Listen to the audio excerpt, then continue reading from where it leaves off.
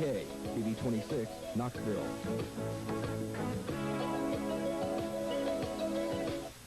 Oakland Grand Junction Diving Club coming down on the field.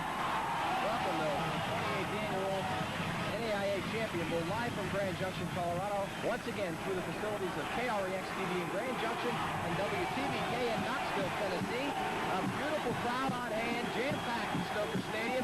Cold weather, but perfect football weather as the Skydivers hit down at center field. And I think that's enough to get the crowd ignited if they weren't already, Don. Well, there's no question about that, you know. And, of course, the Skydivers are not very happy. I didn't see the first one land, but anytime that a Skydiver comes in and loses his balance and falls down in front of 8,000 raving fans, he's embarrassed, you know. He missed his target by about 10 yards, and he fell down. So he didn't have a very good show if you talk to him, but it was a thriller for the crowd. Well, both teams going out for the toss of the coin at center field and midfield, and I think it's going to be interesting here. There's really not much of a wind, and it's something that Don talked about in the pregame show. There's not much of a wind that can affect anything in Stoker. Well, we very seldom have a wind problem here at Stoker Stadium. And of course, these two ball clubs are basically run-oriented teams anyway. I think the field condition, if it exemplified when the parachute dropper, the parachutist came in and he slid, it shows you what condition the field is in out there, especially in the middle. Wind is not going to be a factor. I don't think cold is going to be a factor today. And Charlie Morris talks about the optimum situation as far as playing conditions for the NAIA Championship Bowl. And the field a little questionable, but other than that, it looks like it's great. Don, something that has been a source of concern for some folks I know that have come in here to play football is the altitude that have come from a place that's closer to sea level. The Carson Newman folks, though, don't think that that's going to be a problem at all. I spoke with Coach Sparks yesterday, and he said that he's not at all concerned about that, even into the fourth quarter as far as dragging. He doesn't think that his players will suffer from the altitude at all, so that's something we don't have to worry about. Well, you know, Central Arkansas came in here last week. They came from an elevation of about 330 feet or something of that nature. And in talking with Coach Bob Cortese during the course of the week, he didn't feel like it really affected the opposition last week. They just got physically worn down in that fourth quarter, and that was the primary reason. So I have to agree with you, David. I don't think in as good a condition as these young men are that they're going to have any problem at all with staying with it for the full 4 quarters of the game. Mesa will kick off. I see Joe Stellavato. Mesa did win the toss, but they elect to kick off, which is interesting. Joe Stellavato, of course, from right here in Grand Junction. It would be an interesting matchup. I was looking at the pregame kicker, Mike Sturgill, for Carson Newman, a barefooted kicker, and I saw his foot was very red down there in the pregame. Right, but he's used to that, and he can kick the ball a long way. We saw him in practice out here yesterday, and he was hitting some field goals about 50 yards, so don't let that fool you with that bare foot. Well, I tell you what, and at this 4,600-foot elevation, he'll find that the ball, if there's any altitude change, it'll affect the flight of the ball, and he should be able to kick it a little further up here than he possibly has in other games that he's played so far this year. Back deep to receive for Carson Newman. Mike Stone, only a sophomore, along with Kenneth Tyson, a 5'10", 185-pound freshman.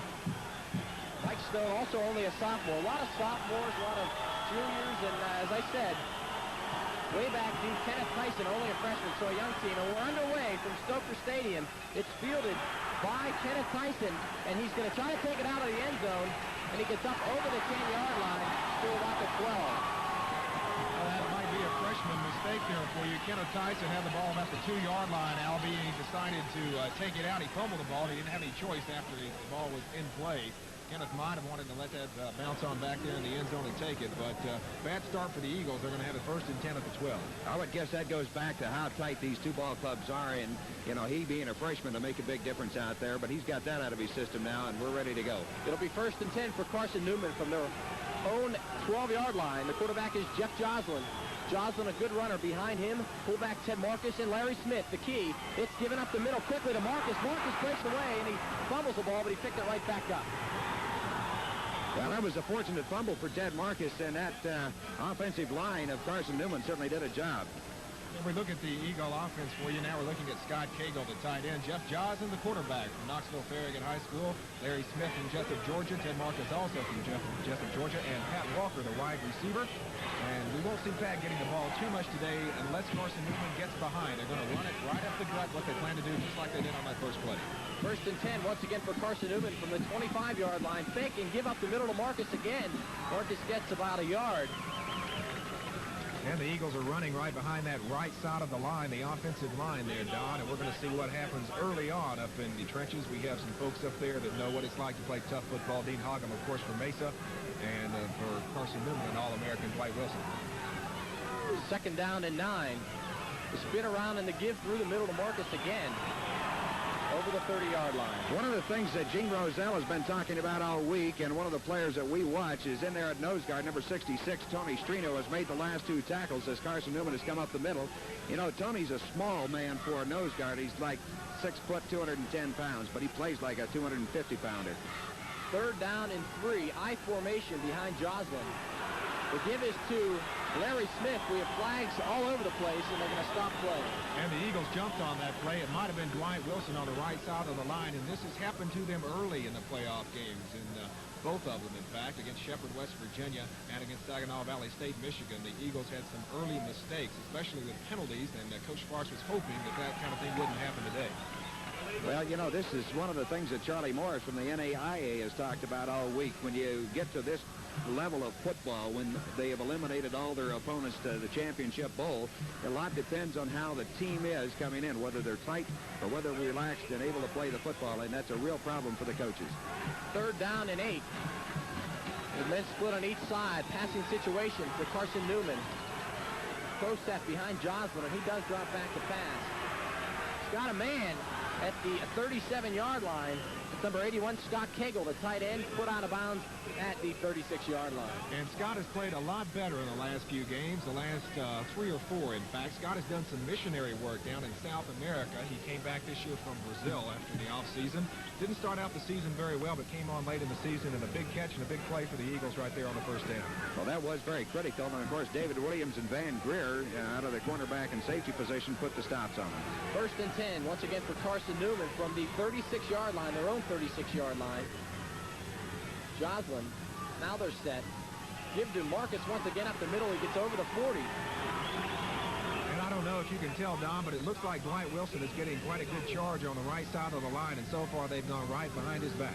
Well, it looks that way, and of course Carson Newman coming in not using a huddle, and they're taking advantage of every opportunity they have, and they're coming right up the middle, right at the strength of the Mesa defense. 2nd down and 7. Pro set behind Joslin. One man split right.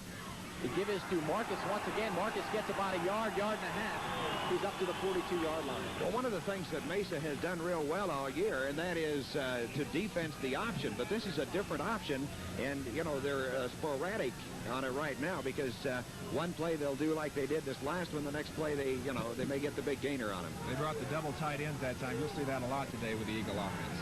Another 3rd down situation. 3rd down, 5 yards to go for the first down. They're at their own 42-yard line. 12:30 left, just underway here from Stoker Stadium. Joslin seemed to jump in a hurry. He gives it to Marcus, and Marcus is up to the 44-yard line. Hit hard there, Don. Well, he's going to be short of the 1st and 10. I didn't see who was in there to make the stop on that in particular, but they keep going the same way on that right side. It's interesting to note that they haven't come left at all so far today. So, David, your observation of Dwight Olson's performance is very accurate. So Ken Burton's the man that's going to punt, Albie, for the Carson Newman Eagles. He has a 40-yard average. Back deep for Mesa, Tim Donahue and Dave Williams. They're back at their own 15-yard line. So the first punting situation and the first time that Mesa will have the football. David Williams is an excellent receiver back there. Tim Donahue averages about 9 yards per return and has extremely sure hands and does not like to fair catch the ball. Let's see what he does this time. Burton's at his own 32. Gets a nice kickoff. Real high, nice spiral. Fielded there by Donahue. He doesn't go anywhere, Don. In fact, he fumbled the football. And it looks like Carson Newman has come up with the first big turnover of the game inside the 10-yard line. You know, Tim Donahue is a guy, Don, who is so sure-handed, and that's very rare that something like that would happen. Yeah, that was one time probably when Tim would have had the better part of valor would be to call the fair catch. He thought he could field that ball and maybe split the 3-on rushing Carson Newman defenders. We got a replay on this. Well, we don't have it for you right now. We'll get to that later possibly. Pat Walker, we think the man, number 82. Here it comes. Well, you can see it on your screen, the punt getting away. And Pat Walker, we think the man that came up with the fumble for Carson Newman. They'll have it 1st and 10 from their own 10-yard line. Back to live action. 1st and 10, Joslin gives off to Larry Smith. He goes nowhere. In fact, he's pulled down for a loss. Nice play. And we got a penalty on the play. There's something I see the penalty flags thrown. Mesa came with a late. Well, that was a good call on the part of the officials. Jeff Tootle came in there and did, in fact, spear Larry Smith after he was down. And, you know, that's how ball players get hurt. There's no question about it. You know, everybody's pumped, and they're going to be playing hard.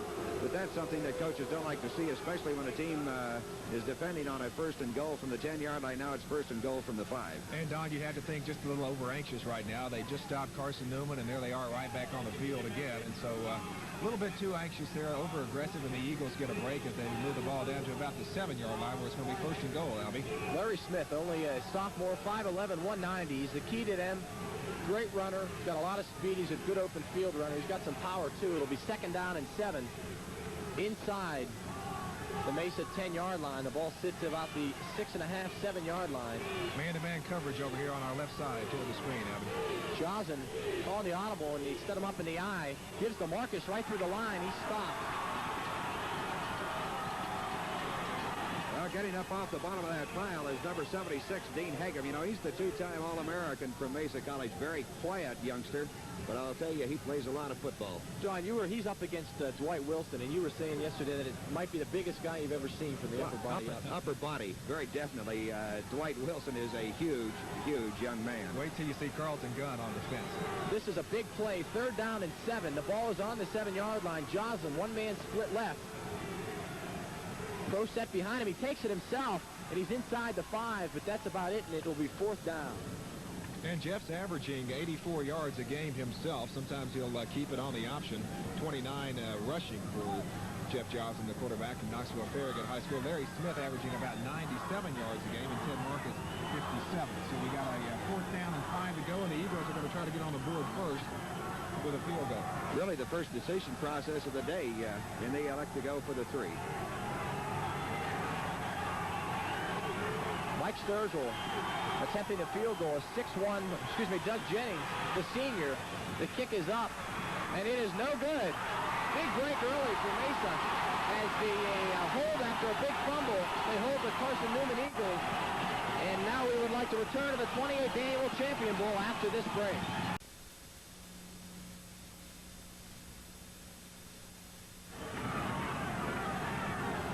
Live at Stoker Stadium. 1st and 10 for the Mesa Mavs. Big pass out to Paul Howard. They've got the 1st down. This is the 2nd play, and it's around the right side. Jerry Large hit out of bounds at the 40-yard line. Well, it was a big pass play, and it was the 2nd week in a row, and time of the 1983 season that Coach Cortez came out throwing, and he was successful on the down-and-out pattern to Keith Howard. Comes back with a sweep to Jerry Large. Might remind everybody that Large did not play last week because of a slight concussion. They referred to it in the quarterfinal game. The 1-2 punch of Jerry Large and Russ Hodgson, with Large the leading rusher for Mesa this year. Cole Glazer is split wide on the right-hand side. Sean Vase left side. I formation behind Monson from the 40-yard line. Fake up the Large, and Monson fumbles the football. Carson Newman says they have it, and they do have it. That'll be the 2nd big turnover of the game. Monson rolling around to the right-hand side after faking to Large up the middle, Don. Well, I tell you, this is very unlike Mesa College. They just don't fumble the ball that much, David. And I think it was the ends that went to work there for Carson Newman. Charles Merritt with a big hit, and Mike Davis came away with it for the Eagles. So Carson Newman, the recipient of 2 fumbles. Let's see if they can do anything with it this time. It'll be 1st and 10 for Carson Newman. They are at the Mesa 44-yard line. Joslin's still the quarterback. Smith and Marcus in the pro set behind him. One man split wide right. Now they go into the I. 9:48 left. The give is to Smith. Second man through the line. He's over the 40. running right behind that offensive line will run that down for you. Left tackle Rick Euler, left guard Brad Spivey, the center Chuck King, the right guard the All-American Dwight Wilson, the right tackle Jimmy Covington. Those fellows are big up front. You look at the weight on these guys, 265, 245, 235, 265, and 260. Those are some big boys, Don. They are huge boys. 2nd down and 4. They mark the ball on the 38. Fake to Marcus. Now the pitch outside. He fumbles the ball. Smith does. And Tim Dyer, who might have come up with it, we'll see what the referees say, might have been out of bounds. Yeah, he went out of bounds. Neither one of the 2 ball players in pursuit of it could get a handle on it. And, of course, we'll see it here in just a second what happened on that. But the pitch man, here we come. Might not have been a very good decision by Jeff here on the pitch. We'll watch it and see. He was pretty well contained, and he gets hit almost the time he throws the ball. A little low, and Larry bobbles it around here. And luckily for Carson Newman, he was able to knock it out of bounds before Mesa could come up with it. We're going to watch right here, and well, we didn't have time, but either of the players could get to it. 3rd down and 8. They lost it 4 yards, so it's on the 42-yard line. Joslin drops back to pass. He's got a lot of time to throw the football, and it's complete at the 40-yard line. Hit immediately there, so they gained about 2 yards. I think we're going to have a face masking here against Mesa College, so they're off to a bad start, although they're playing well when they're playing. They've given up 2 turnovers and 2 major penalties right now. I think this is going to be against Mesa. I think I saw the face mask. Yeah, I think that's what they call. They went to Ted Marcus out of the backfield. The fullback caught the ball as Jeff had plenty of time. They called a personal foul on Carson Newman, so it's going to go back the other way, and the Eagles will punt. But Mesa hitting very strong, and the secondary must have played that very well because Jeff had all day, but he couldn't find a receiver downfield, so he went out of the backfield. Well, he had all day, and we thought the penalty was a face mask. Turns out to be an eligible receiver downfield, so somebody broke that line of scrimmage, just got impatient. How often do they go out to the backside of the backfield? They will do that quite often, especially if you get if they get Marcus out there, then they'll go to Smith quite often. They don't go to the wide receivers that often. Jeff has a fairly strong arm, and he has shown that in the last few weeks, but they don't really like to go deep unless they have to. Incidentally, that's a loss of down penalty, so it'll bring up 4th down in the kicking situation, so Carson Newman has not been able to capitalize on the 2 turnovers they've received from Mesa. Burton is back to punt. Williams and Donahue back to receive for Mesa College. If you remember, Donahue fumbled the ball earlier in the game on a punt. See what happens here. This one's another high kick, and this time they call for the fair catch. It's going to go into the end zone, or they're going to down the ball inside the 5. I thought it was going to go into the end zone, but I guess not. Mesa will get the ball inside the 5, 1st and 10. And the altitude might have helped here. I don't know. That thing hung up there forever for old Ken Burton, and I tell you, he may think about coming out here more often. Well, Carson Newman had time, allowed their defensive ball players to get down there, and that time Donahue wasn't going to mess with it, I'll guarantee you. I don't think it's hard to tell that they were told to go in and give the fair catch. The ball was about 100 feet in the air, and both of them were waving. So it'll be 1st and 10 for Mesa inside their own 5-yard line. Robust formation behind Bill Monson. The give is, he drops back the pass. He faked to Munson. He's in the end zone, in trouble, and he dumps the ball off. Incomplete, intended for Sean Vase, but he had to get rid of the ball in a hurry. Good coverage that time by the Eagles secondary. Emery Randolph and Pat Apke are the linebackers. And your cornerback Dan Layton and Derek Goodson, Tim Fouts, and Larry Jones back in the secondary. They had that well played, and Munson really not much he could do on that one. He threw a low pass, which was smart. Well, that's the 217th or 18th pass now. Munson came in here 216 passes without an interception. That's about as close as you're going to get. Of course, he did throw it low, so no problem. We have a player injured on the field for Carson Newman. Second down and 10 for Mesa College, and we will return to the 28th Annual Champion Bowl after this break.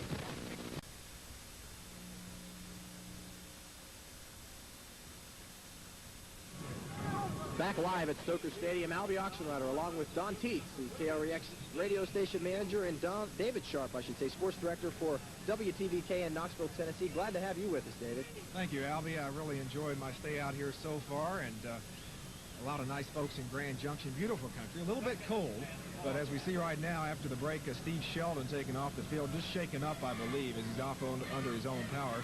Smurfs is his nickname. Only 5'9" tall, but there's a lot of dynamite in that little package. Derek Goodson will be in there now, cornerback for Carson Newman. It'll be second down and 10 for Mesa at the 4-yard line. Robust offense again behind Bill Munson. Vasey's also in the backfield, along with Large and Munson. Give is to Munson straight up the middle. He powers his way over the 10-yard line.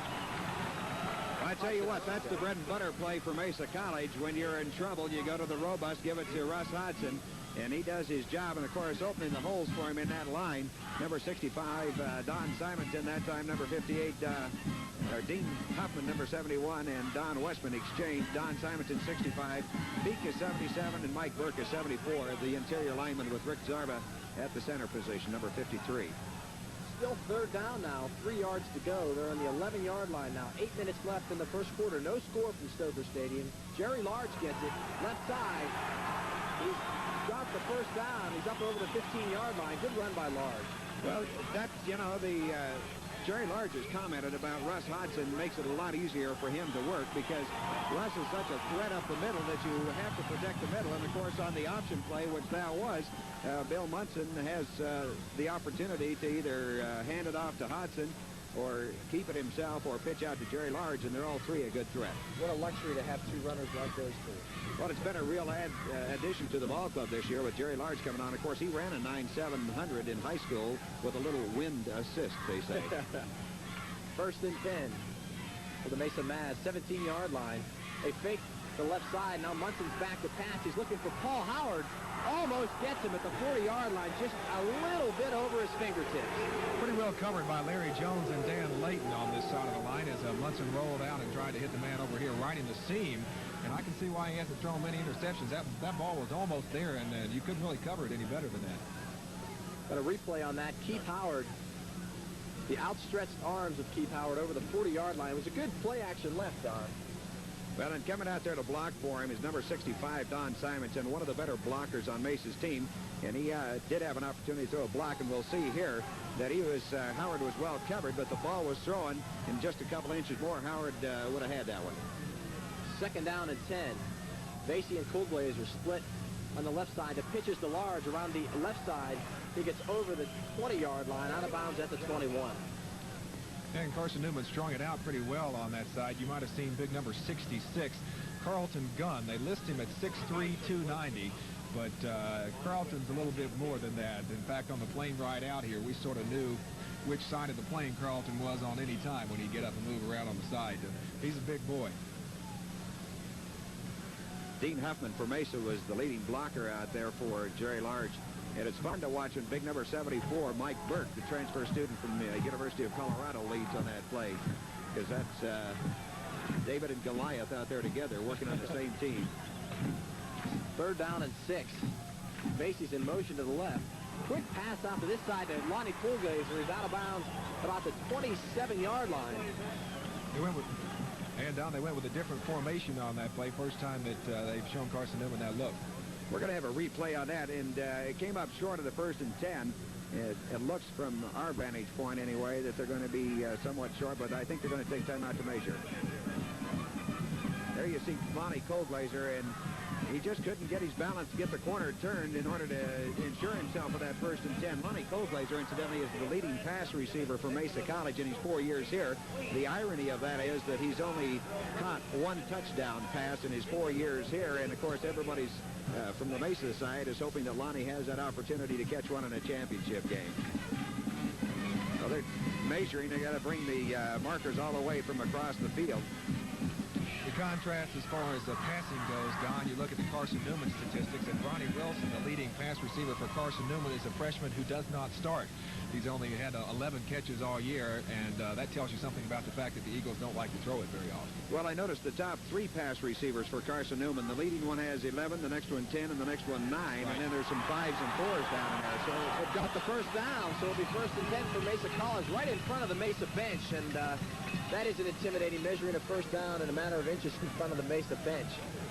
Well, you know, when he caught that pass, it didn't look to me like he was going to have the first down. It looked like he was going to come up with hardly any gain at all, but it got enough for the first down. And, you know, Mesa's had to start once at their 10-yard line and what about the 4-yard line? I don't remember where this drive started, but it's pretty deep. Just part of the nice crowd on hand here at Stoker Stadium. Been sold out since late Tuesday afternoon. 1st and 10 for Mesa. 3 men on the left side. Munson hands up the middle to Hodgson. Hodgson's up over the 35. Well, the key to that play, very simply, was number 53, 77, and 71.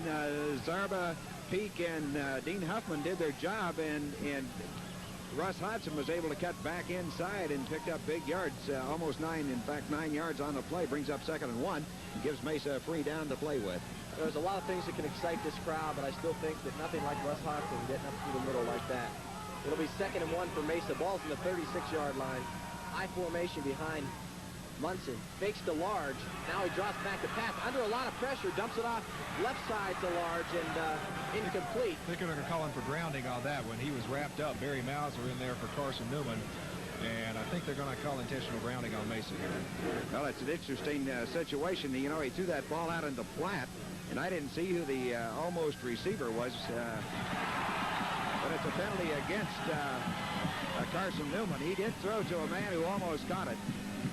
Well, we spoke a little too soon there, so the penalty goes against the Eagles, and that's a tough break for them. It looked like they had the quarterback sacked, and now they're going to move the ball down to the 42-yard line, 41, where Mesa is in good shape.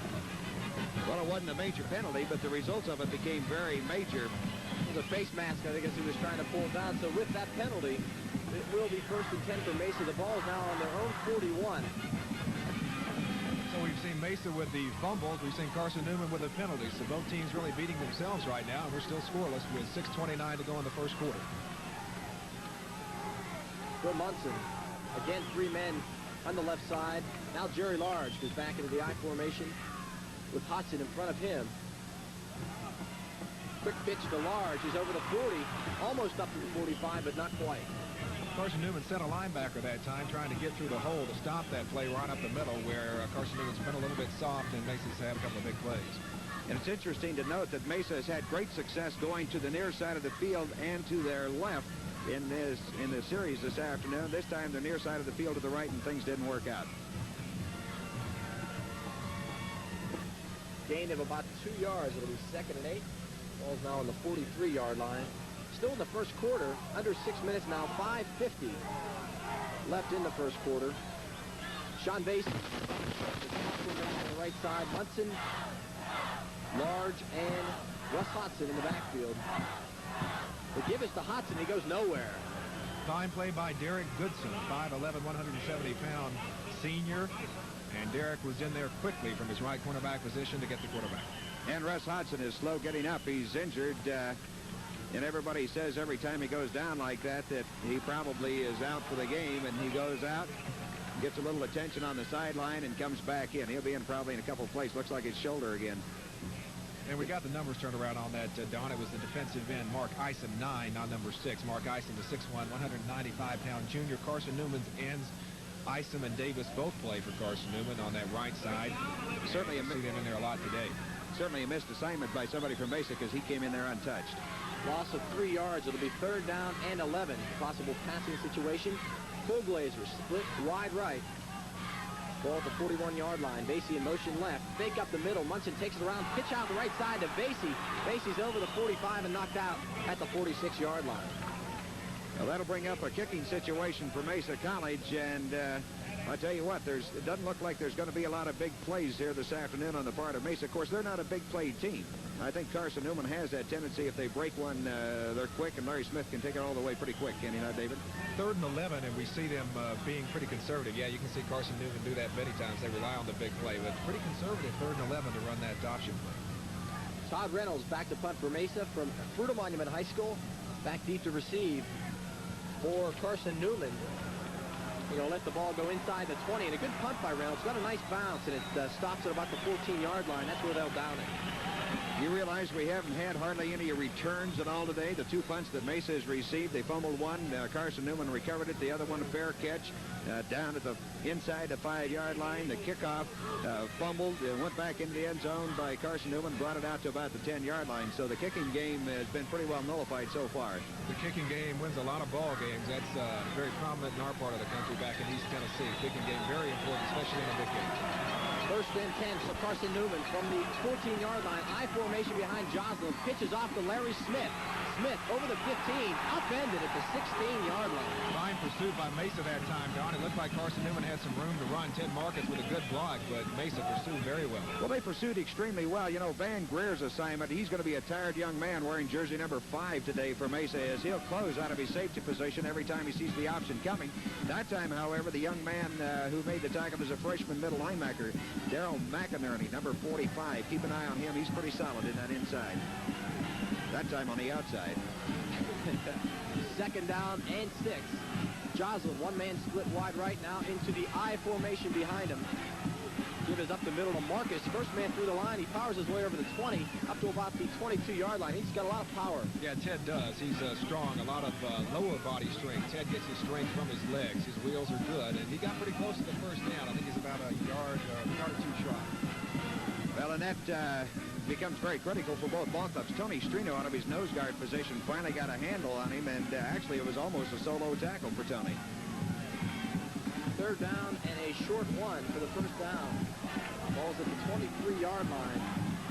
Again, a man split wide right for Carson Newman. Marcus and Smith behind Joslin. Joslin gives to Smith. Smith hit hard, but I think he's got the first down. He's over the 25-yard line. And Larry just running hard that time. He didn't have much place to go. Mesa with a couple of people there, but Larry just drug him for about a yard, and he picked up the first and 10 for the Eagles. Well, if David Williams, who planted the tackle on him, could have had, it would have been strong enough to hold him. He'd have held him shy of the first down, but he just got run over. Larry's done that to a lot of people, so Williams shouldn't feel too bad about it this year. Larry Smith gained 208 yards on 22 carries against Sheffield. First and 10 for the Eagles. We've got somebody jumping off sides. Illegal procedure. We've got motion, and we've got flags. Well, something was confusing for the Carson Newman ball club. It looked to me like as the center finally, after everybody else had moved, it looked like finally centered the snap, and we'll have to wait and see what the call is, but it's procedure against Carson Newman. So they'll have first down and 15 yards to go, and they've been beset with minor penalties that have really broken their momentum on their drives today. And they've seen that happen to them several times, especially in the first half of play. Usually when they get in the locker room, they can iron those things out on the snap count. But that's happened to them in the playoff games, and boy, they've had some opportunities here in the first half, and penalties have been a big part of the reason that they're not on the scoreboard. And Mesa's not stunning as much today as they normally do, so that isn't the cause of it. With the penalty, it's first down and 15. Ball's on the 20-yard line. Marcus gets the call up the middle. He's up over the 25 to the 28. Or at least that's where he slid to. Carson Smith that time, not Marcus. Larry Smith had it Albie, and he looked like he slipped coming in there, and we knew the fitting was going to be treacherous out there, but it's just as bad for one team as the other. I know that they don't want to get right in the middle of that field if they can stay away from it down around the hash mark to hash mark, especially from 40 to 40. It looks pretty bad. Rick Oler was slow getting up for Carson Newman that time, but and now he's going to the sideline as somebody has come in to replace him. Couldn't see what happened, but he was in some pain down there. But he left the field under his own power. Greg McCallum will probably be the man in there for Oler at left tackle. Second down and 8 for the Carson Newman Eagles. Up the middle to Larry Smith once again. He's over the 30. You can notice when Larry runs, he's got good body lean. That's what you want to have in a running back, and he just sort of leans, and he can get an extra yard or two out of it usually. One of the things that Coach Cortez said in comparison to Nikita Robertson, who was in here last week, that he didn't run as strong, and I'm thinking maybe I might question that a little bit, because he has shown exceptional strength in the last 2 plays, hitting David Williams and now dragging Tony Strino for about an extra 2 or 3 yards, and that's not an easy task. Now it's third down and 4. Mesa stacking up the middle. Ball's on the 31. Pro set behind Joslin. Larry Smith and Marcus. Up the middle, and he's hit immediately. Marcus got hit as soon as he got the ball. Number 76, Dean Hagum, a man who goes about his job about as quiet as anybody on a football team, was not quiet with that hit. You could feel the repercussions right up here. Let's watch it here on our replay, and you'll see, I'm sure it was Hagum coming out of his left defensive tackle position. We don't have time, no huddle. We're back to live action. Again, the punting situation. Ken Burton, the junior punter for Carson Newman, gets off another good kick.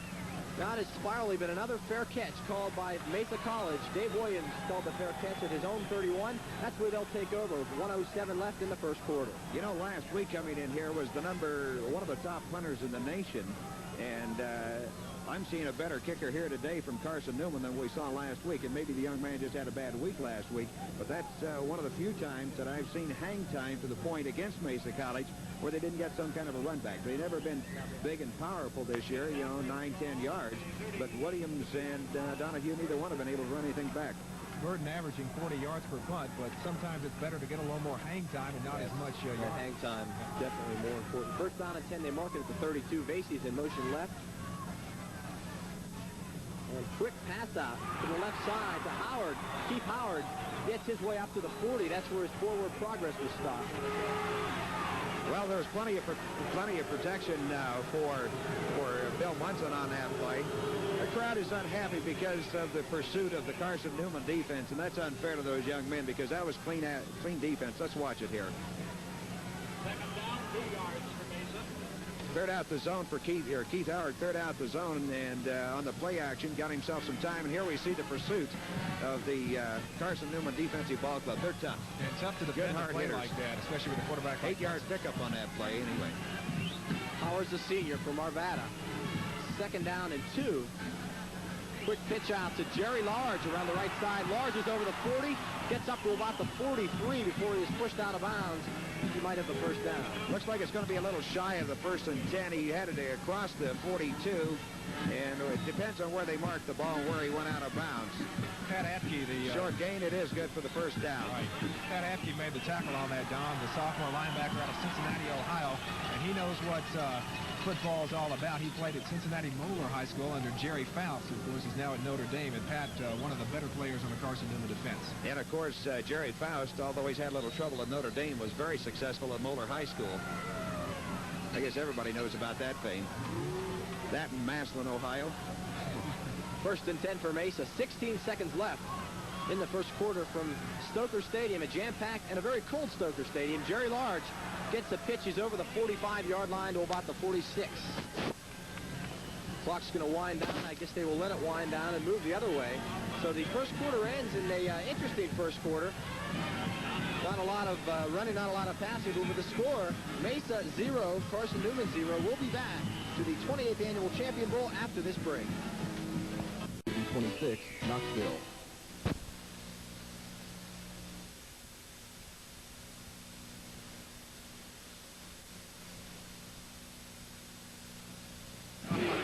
Welcome back once again to the 28th Annual NAIA Champion Bowl, live from Grand Junction, Colorado, through the facilities of KREX-TV in Grand Junction and WTVK in Knoxville, Tennessee. And with that, we'd like to say hello to the people down in Tennessee. Very pleased to have David Sharp with us, coming up from the NBC affiliate down there in Knoxville, Tennessee. And doing a great job here. 2nd and 7, ball on the 46. Munson gives to Jerry Large. Large is over the 50 and into Carson Newman territory down to their 46-yard line. And the block that really broke him loose, as I see we're having a problem here, we're back with our picture, but the block that really broke him loose was number 65, Don Simonson. If we get another shot at that on the replay, it's certainly going to be well worth looking at. Jerry Large slow getting up, and I see a Carson Newman player down. Here comes a replay, and you'll watch number 65 come in there and really throws the key block to break Jerry Large loose. There it is, right there. And that gave Large an extra 3, 4, 5 yards that got the 1st and 10 for Mesa College, or close to it. I see they're going to measure for it. Larry Jones is the man down for Carson Newman. I'm not sure how he got the injury. He might have just strained or pulled something, possibly. Very slow to get up. Carson Newman's already seen one of their defensive backs, Steve Sheldon, go out with an injury. And with a timeout on the field, players still down for Carson Newman. We will return to the 28th Annual Champion Bowl after this break.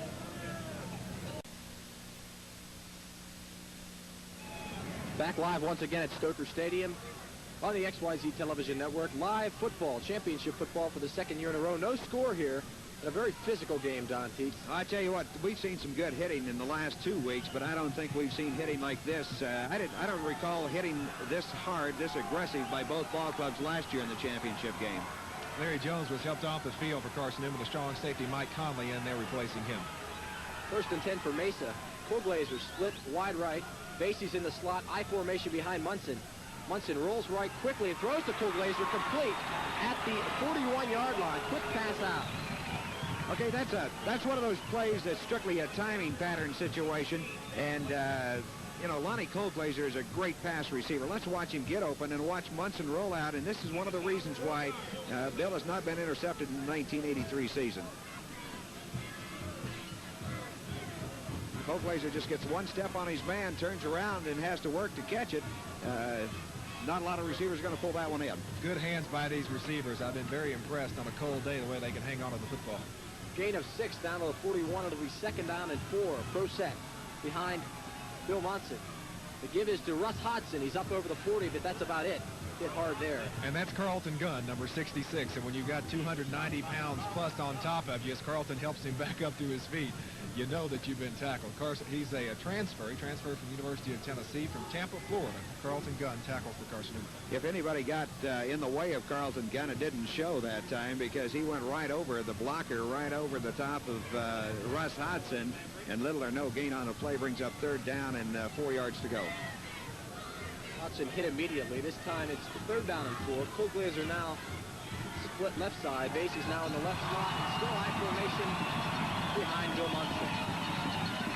Back to pass, and he's got Colglazer on the left side, and a lot of time to throw the football. Now he's going for Vase deep.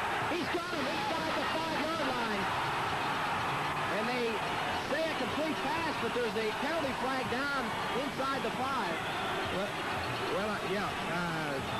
We're going to have a replay on that in just a second, and you can see that the Carson Newman defender was face masking him all the way, and Sean Vase still almost got that ball.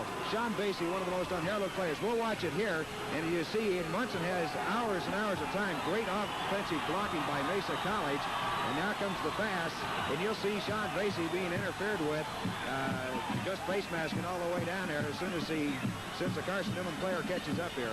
This would be Mike Colley, here we go, right here. In for the injured Larry Jones, and the freshman in there, and he makes the mistake of just putting his hands up in front of the receiver before the ball arrives, and even though it's an incomplete pass, they call interference. So Conley with the interference, and now Mesa knocking on the door. 1st and goal from the 5. Sean Vase, the 6-foot senior out of Lakewood, ignites this crowd with a pass from Monson. It'll be 1st down inside the 10-yard line. 1st and goal for Mesa. Just underway in the 2nd quarter. Robust offense behind Bill Monson. Gives to Russ Hodgson. He's inside the 5, all the way down inside the 2-yard line. There you can see the running ability of Russ Hodgson, whether he's going forward or whether he gets kicked around backwards. He just doesn't quit, and he broke a tackle there and picked up the extra yardage on that play, David. So they got it 2nd and goal from the 2. Carson Newman with a lot of penalties today, and that was the biggest one of all. Conley with the interference. So the Eagle defense pressed down at their own goal line. Well, I think probably that penalty wasn't as costly as if he'd have let him catch the ball. Because I think he would have picked up a couple extra yards if he'd have caught the ball, but he didn't catch it, so we'll never know. Robust offense again behind Monson. The give is to Russ Hodgson. Hodgson's inside the 2, almost to the goal line, but not quite over the goal line. Good effort that time by Hodgson because he was hit basically in his own backfield, but he struggled down and got back to the line of scrimmage and maybe a half-yard more. You know, both of these ball clubs are exemplifying why they are here in the championship bowl, because Mesa had an inside the 10-yard line goal defense, goal line stand, and now here's Carson Newman with their back to the wall. Mesa with a 1st and goal, and now coming up 3rd down and still a couple of yards to go.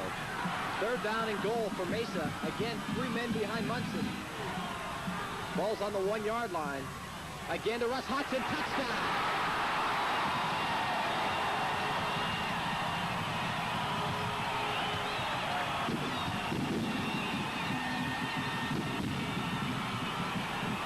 Take a whole lot to know who they're going to go through there, Don. Okay, we're going to take another look at that as we'll watch the line blocking on the left-hand side and how Russ Hodgson carries that ball through. And he dives with the best of them when it comes time to go into the end zone. You see him coming up right there, and he just spins away from the would-be tackler and into the end zone for the touchdown. Can't really stop that dive play very often when you just got a yard to go. Mesa on the scoreboard 1st. Monson holding for Grand Junction, former Grand Junction Tiger Joe Stellano. Almost hits our camera, but it's up and good. And Mesa is on the scoreboard with the score. Mesa 7, Carson Newman nothing. 12:35 left in the 2nd quarter. We'll return to the 28th Annual Champion Bowl after this break.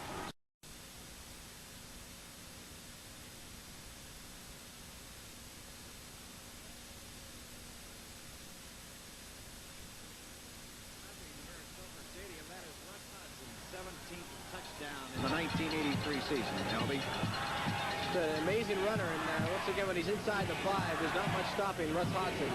He's a senior, and he wants it so badly. The whole team waiting so long after disappointment in Oklahoma last year. Stellato set to kick for Mesa. Second time he's kicked today. He kicked the opening kickoff. And Stone and Tyson back deep for Carson Newman. We'll see if they can do any better on this second time that they receive a kickoff than they did to start the ball game.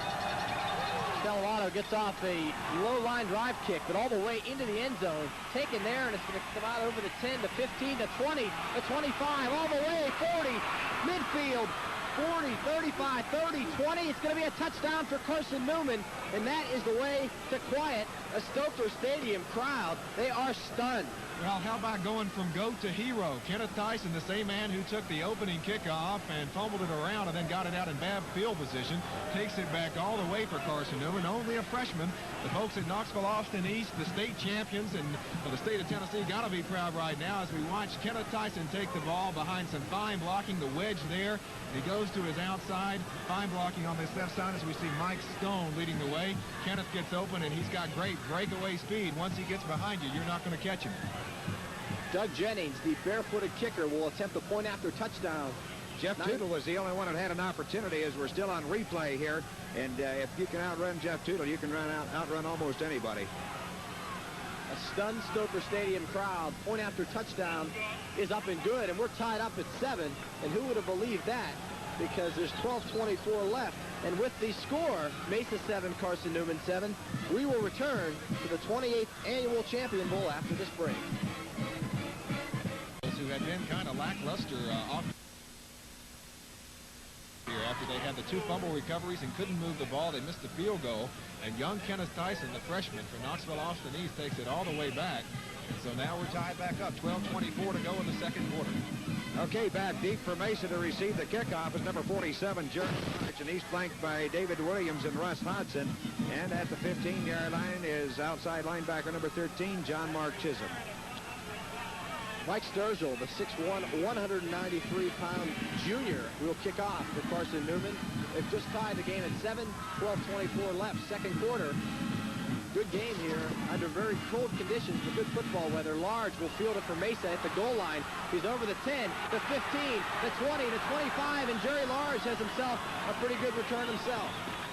Well, you have it from one end where it's a run back, and if Large could have gotten by one more man, it could have been all the way for Jerry Large, and we could have a wide open scoring contest here. And that one man was the kicker. Mike Sturgill had to make the tackle. And they're not commonly known for being great defensive ball players, are they? I think everybody remembers the great faux pas by Uberio. Gary, yeah. For Miami back in, I don't remember which game it was, but they showed that on a lot of replays. First and 10 for Mesa. 28-yard line. Munson fakes, now goes back to pass, and he's hit hard and pulled down at the 20-yard line. A lot of pressure on Bill Munson. And again, it's Carlton Gunn, and he comes up, jumping up and down in the air as he gets his first sack of the game. Actually, his second sack of the game as Munson ran on the other time. We'll watch that one more time. As we see the replay on this, David, you're going to see that Bill Munson is a pretty intelligent ball player. He saw Carlton Gunn, and look what he does. He goes the other way, but Carlton still gets in there to him. So Carson Newman defense fired up as they get the offensive spark from Kenneth Tyson's touchdown return of the kickoff for the touchdown as the Eagles tie it up. So Mason now is second in long yardage. Second down and 17, a loss of 7 as Munson went back to pass and was under pressure. I formation behind him. He's dropped the pass once again under more pressure, and he's trying to get to his left, but he's going nowhere. And I believe that was Barry Mauser, number 76, the young man from Knoxville Farragut High School. And he played for Coach Ken Sparks. I know at the banquet last night, the NAIA Championship banquet, Coach Cortez at Mesa said that he had a couple of his players that had stayed with him from high school. And the same has happened with Coach Ken Sparks, who was at Knoxville Farragut. And Jeff Joslin, the quarterback, and Barry Mauser, the young man that just made the tackle, have been with Ken Sparks for a long time, and they know his philosophy. And the real key on that play defensively for Carson Newman was their secondary play, because Munson really had the time at one point to unload that ball, but he didn't have any receivers open, and he hesitated just a little bit too long to run. More bad news for Mesa. Third down and 27 from their own 13. Munson back to pass as he rolls right a bit. Now throws looking for Colglazer, and it looks like Lonnie Colglazer has it at the 27-yard line. Nice pickup there to Lonnie Colglazer.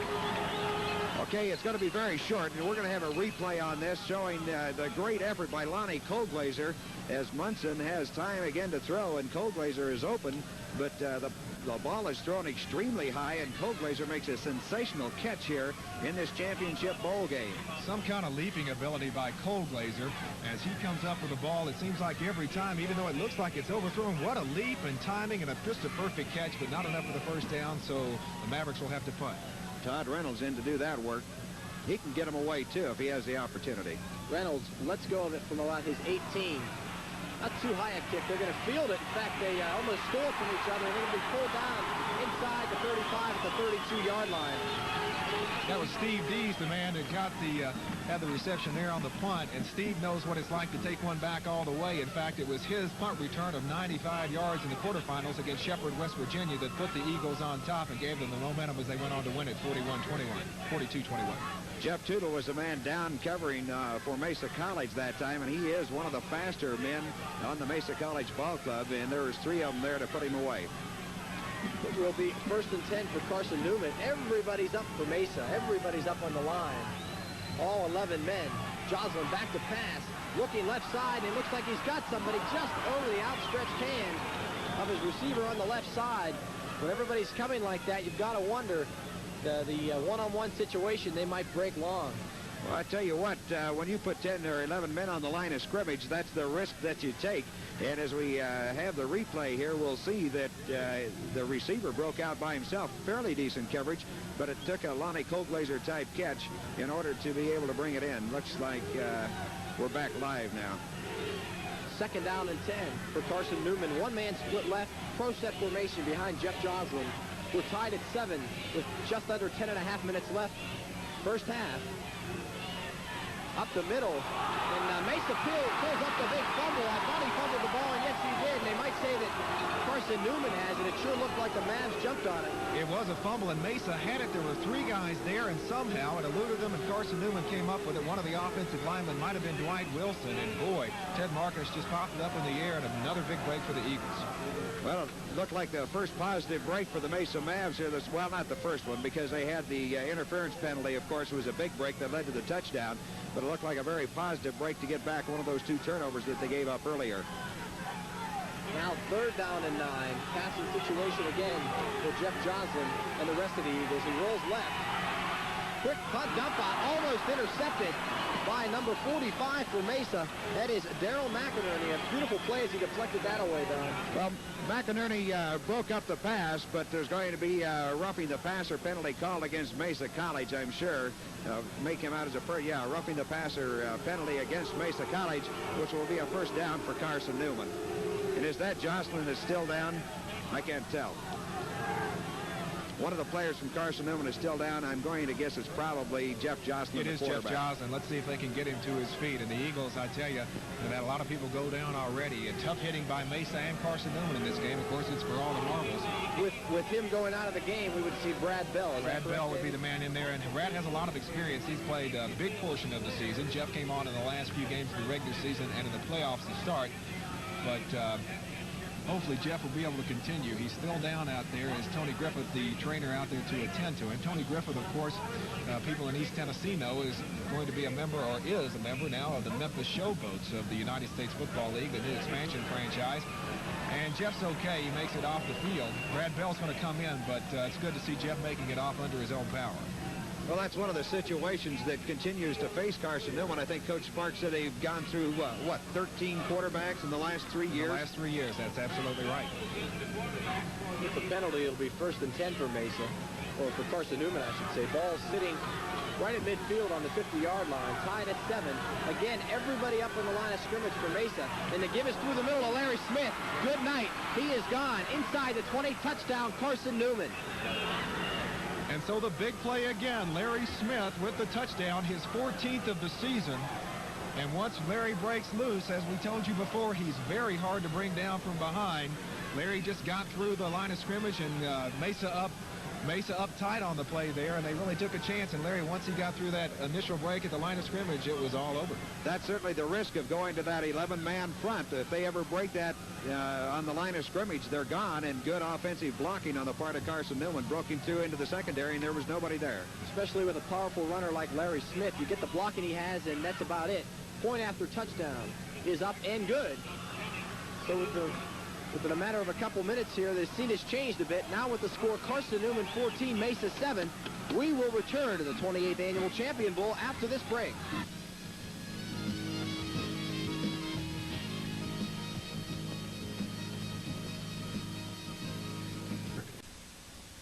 WTVK TV 26, Knoxville. I'll be auction runner along with Don Tietz and David Sharp. Been a good game so far, a physical game and a battle at the line of scrimmage, which is what we expected. Back deep for Mesa College, Jerry Large once again, along with Russ Hodgson and David Williams. Hodgson 30, Williams 26. A touchdown by Larry Smith, by the way, Don. 50 yards. 50 yards as the Eagles take the lead. Fielded by Dave Williams at the 5-yard line. Williams is up over the 15 to the 19-yard line and almost to the 20-yard line. That's where he's brought down. That's a pretty normal run back for a Mesa College. You know, 15, 20 yards is just about, they have not had the sensational run back like other teams have had this year. They just don't have that great breakaway speed. Momentum is something that all coaches like to have on their side, Don. Carson Newman got it back in one play with that touchdown return, and then Larry Smith, once Carson Newman got the ball back. Mesa now, the crowd trying to rev them up a little bit as they're behind 14-7 with 9:36 to go. But both these teams have scored a lot of points in playoff competition. Well, Carson Newman 83, Mesa College 79. First and 10 for the Mesa Mavs. Ball sits at the 20-yard line. High formation behind Bill Monson. The give is to Monson, Hodgson, I should say, first man through the line. Doesn't get much, maybe 1 yard. Carlton Gunn, the first man to reach him there. The rest of the Carson Newman interior line also there to wrap him up. The Eagles with another man down. I think it's Gunn this time. Well, apparently he got hit somehow. His helmet comes off, and I don't know whether he took it off or whether it got knocked loose and just fell off. But Carlton is in some pain, but he's going off under his own power. It's going to take 3 Mack trucks to really hurt him, isn't it? They got quite a war down in the trenches. Oh, that's where this game is being played. And, you know, regardless of the great pass receptions, the great runs by the great backs, really the guys that are doing the job down there today, and every play as it unfolds, you can just see the intensity on those linemen down there, both offensively and defensively. And, yes, the momentum is now with Carson Newman. We'll have to wait and see if the crowd can get Mesa to respond. Alan Stevens coming in for Carlton Gunn, number 77. Blazers split left, second down and 9. Large gets the call. Fumbles the football at the 20-yard line. Carson Newman has it. And the momentum continues to go in the direction of Carson Newman. Large was already about to fall down. He was being tackled when he dropped the ball. We'll check and see who they give the recovery of the fumble to. Pat Apke, one of the men down there, along with Larry Jones, who is back on the field, so his injury apparently not too serious. So the Eagles get it back, and that's the 3rd fumble for the Mavericks. You can certainly tell the emotion down there, and Mesa is not known as a fumbling ball club. Carson Newman, I think, have averaged, 2 fumbles per game coming into this game. Mesa has not averaged nearly that, but they are certainly doing it today. And that's because of the defense of Carson Newman. First down and 10 for Carson Newman at the 20-yard line. Larry Smith gets a call. He's inside the 20 to the 19. Gain of 1. It'll be 2nd and 9. Well, Mike Sellers was the man that broke through the line of scrimmage and tripped him up, and then 2 other Mavs came in to put the final stops on him. So Mike Sellers, coming out of his right defensive tackle position, was able to break that line of scrimmage and catch him in the backfield. Very big series for the Carson Newman offense and the Mesa defense here, as the momentum all with the visitors right now. Carson Newman with a 2nd down and about 10, they call it. As we look on the sideline and see Coach Cortez and Mesa and the coaching staff. Carson Newman taking a timeout right now to talk things over. 2nd down and 10, 8:25 to go in the 2nd quarter.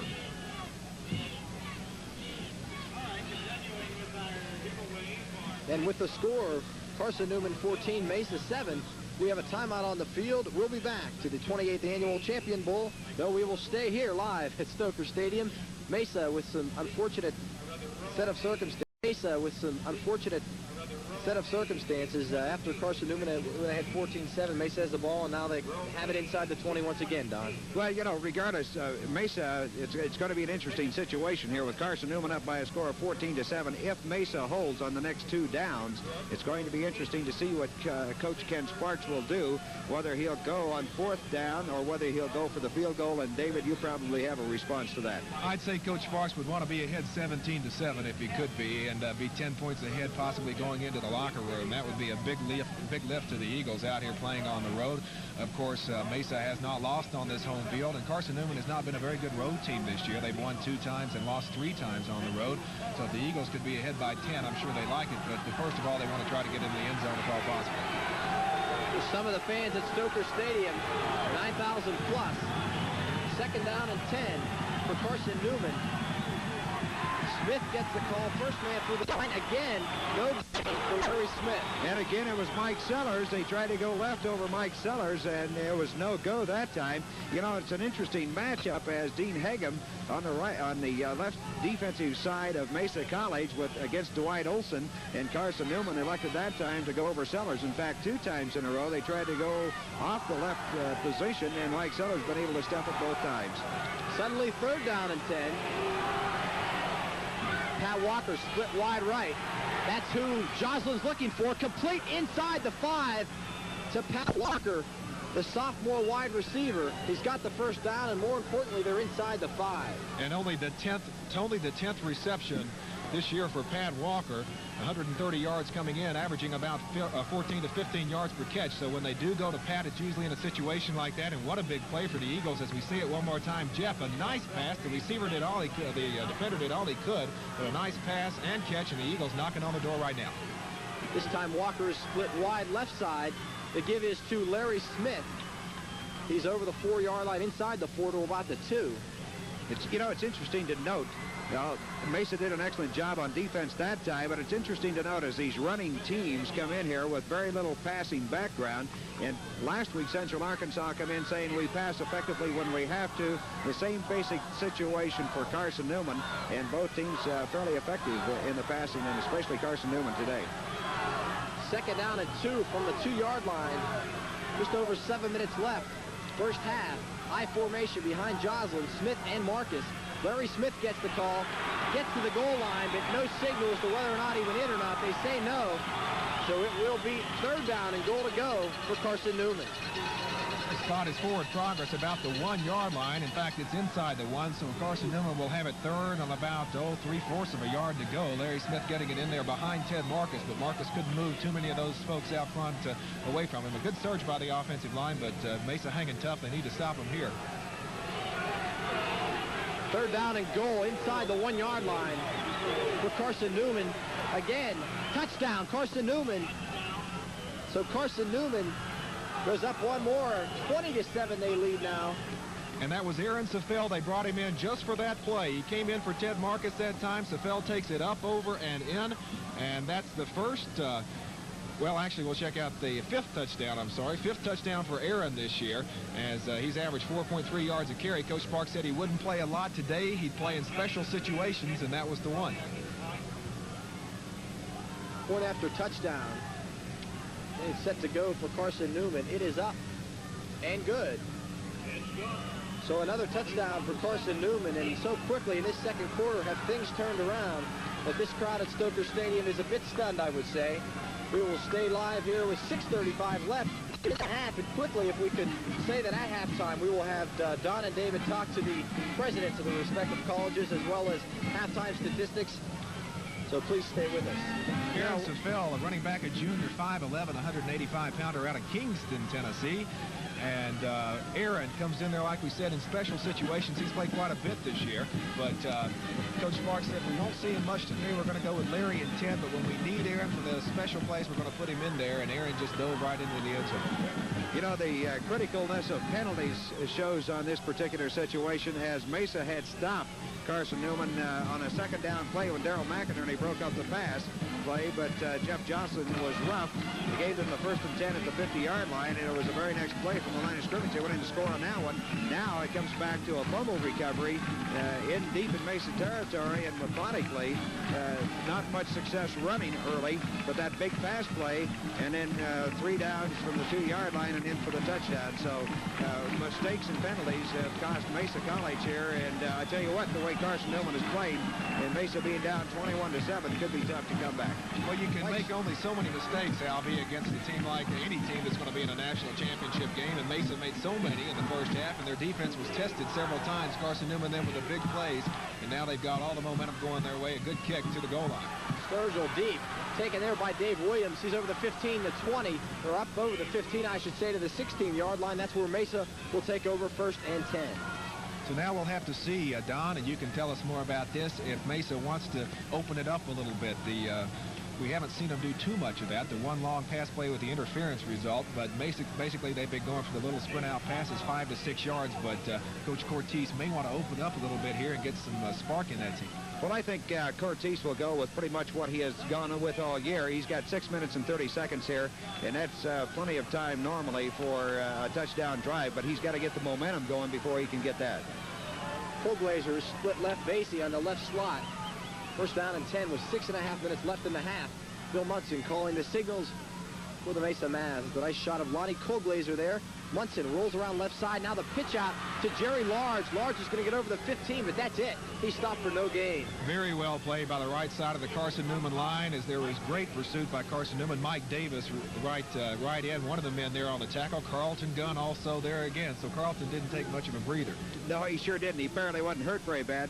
Jerry Large was following his blockers on that play, and he was that slowed him down considerably, and that allowed Carlton Gunn and the other 2 defenders to run him down from behind. I don't think on a one-on-one race Carlton Gunn's going to beat Jerry Large. Actually, they said he lost the yard, so it's 2nd down and 11. Ball from the 16-yard line. I formation behind Bill Monson. He's back to pass, and he's under pressure, and he fumbles the football, but they said he was down. Bill Monson sacked at the 5-yard line, so more pressure from that defensive line, David. Well, the Carson Newman folks on the sideline are a little bit confused. I guess they said that Munson's arm was going forward. We can take another look at it and see if his arm was going forward. They call that an incomplete pass instead of the fumble. We'll look at it one more time. You make up your mind here and see if you think his arm was going forward. If not, then it's a fumble. He drew it back, and pretty close. I don't know. What do you think, fellas? It's a questionable call, but they're closer to the action than we are. Well, it's a judgment situation. You know, you're down there wearing a black and white shirt. You don't have the advantage of replay, and you have to make a decision, and you have to make it right now. It is now 3rd down and 11 for Mesa. Robust offense behind Bill Monson. Nice shot on the line of scrimmage. Quick kick from number 88 for Mesa, and that's going to drop all the way in. Dave Howard booted the ball down to the other 40, so the quick kick for Mesa, kind of a surprise, but maybe a good move. Well, the Carson Newman people have to smile a little bit on that play because they've seen quick kicks. In fact, General Nealon at the University of Tennessee in Knoxville is famous for that, and folks in our part of the country certainly know how valuable the quick kick is, and I think it might have been a pretty good move. Mesa had things going very poorly, things not going well at all, and they just got it out of there. Well, one thing for sure, that is a surprise from Coach Bob Cortese. In the 2 years that I've followed this ball club, that's the first quick kick that I've seen. 1st and 10 for Carson Newman. 5:34 left in the half. The ball is on their own 40-yard line. Johnson's still the quarterback. First man through the line, Larry Smith, takes it up over the 40 to the 44-yard line. Gain of 4. It'll be 2nd and 6. And that's the same play, really, we saw the touchdown on. Mesa there that time to stop it up. But once he gets through that first line of scrimmage, Mesa taking a big gamble playing it so tight. That they do, but that's their type of defense, and they played it all year long. And I saw Tony Strino just getting blown clear out of there, and usually he goes untouched. Great job by the Carson Newman offensive line. Joslin back to pass. Ball at 2nd and 7. Joslin looking inside and completing it to number 85. He's going to go all the way in for another touchdown. That is Steve Deese, the tight end. And this crowd at Stoker is stunned.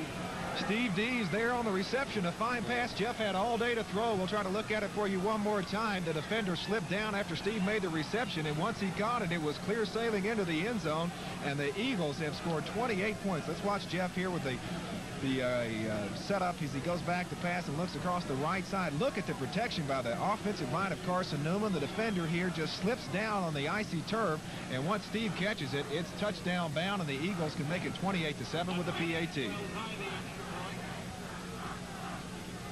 4:57 left first half. Point after touchdown is up and no good. They call it no good, wide to the right. So that will make it 27-7. Mesa now down by 20 points. We're going to keep it right here. Don, it hasn't been very often that Mesa's been in this situation, and it's natural that they're stunned right now. Well, you know, the fans are stunned. I don't know whether the ball players are stunned or not. Earlier in one of the situations when Jerry Large fumbled the ball, I saw a lot of emotion out there, and I think that some of the ball players may have lost emotional control. And anytime you do that in a big game like this, it's going to create problems for you and very positive things for the opposition. Mesa, since I've been following him, has never been this far behind. And, of course, their touchdown, let's keep in mind, came after a pass interference penalty at about the 4-yard line. Mesa took it in 3 plays. Russ Hodgson scoring. And the touchdowns for Carson Newman have come on 4 big plays this afternoon. Absolutely. Steve Dees, the senior from Picayune, Mississippi. What a big play for him. He caught 4 passes against Shepherd, one of them totaling 66 yards on the 4 passes, and of course that 95-yard punt return. So Steve has been very instrumental in Carson Newman's championship hopes this year. Big change coming now on the punt or the kickoff return team for Mesa College as Jeff Tootle, 230-pound, 6'3" linebacker, who is one of the faster and strongest men on the Mesa College football team, is in the end zone to receive the punt or the kickoff, and back there with him is David Williams and Russ Hodgson. Getting set to kick for Carson Newman, Mike Sturgill, left-footed kicker. It's a low line drive kick, spirally kick too, fumbled down at the 10-yard line, but they pick it right back up, and ball's going to sit at about the 16. Number 82 for Mesa. That was number 92. It's Paul Walter. 92, I'm sorry. Took the ball, Paul Walter, to the 16. That's where Mesa will take over first and 10.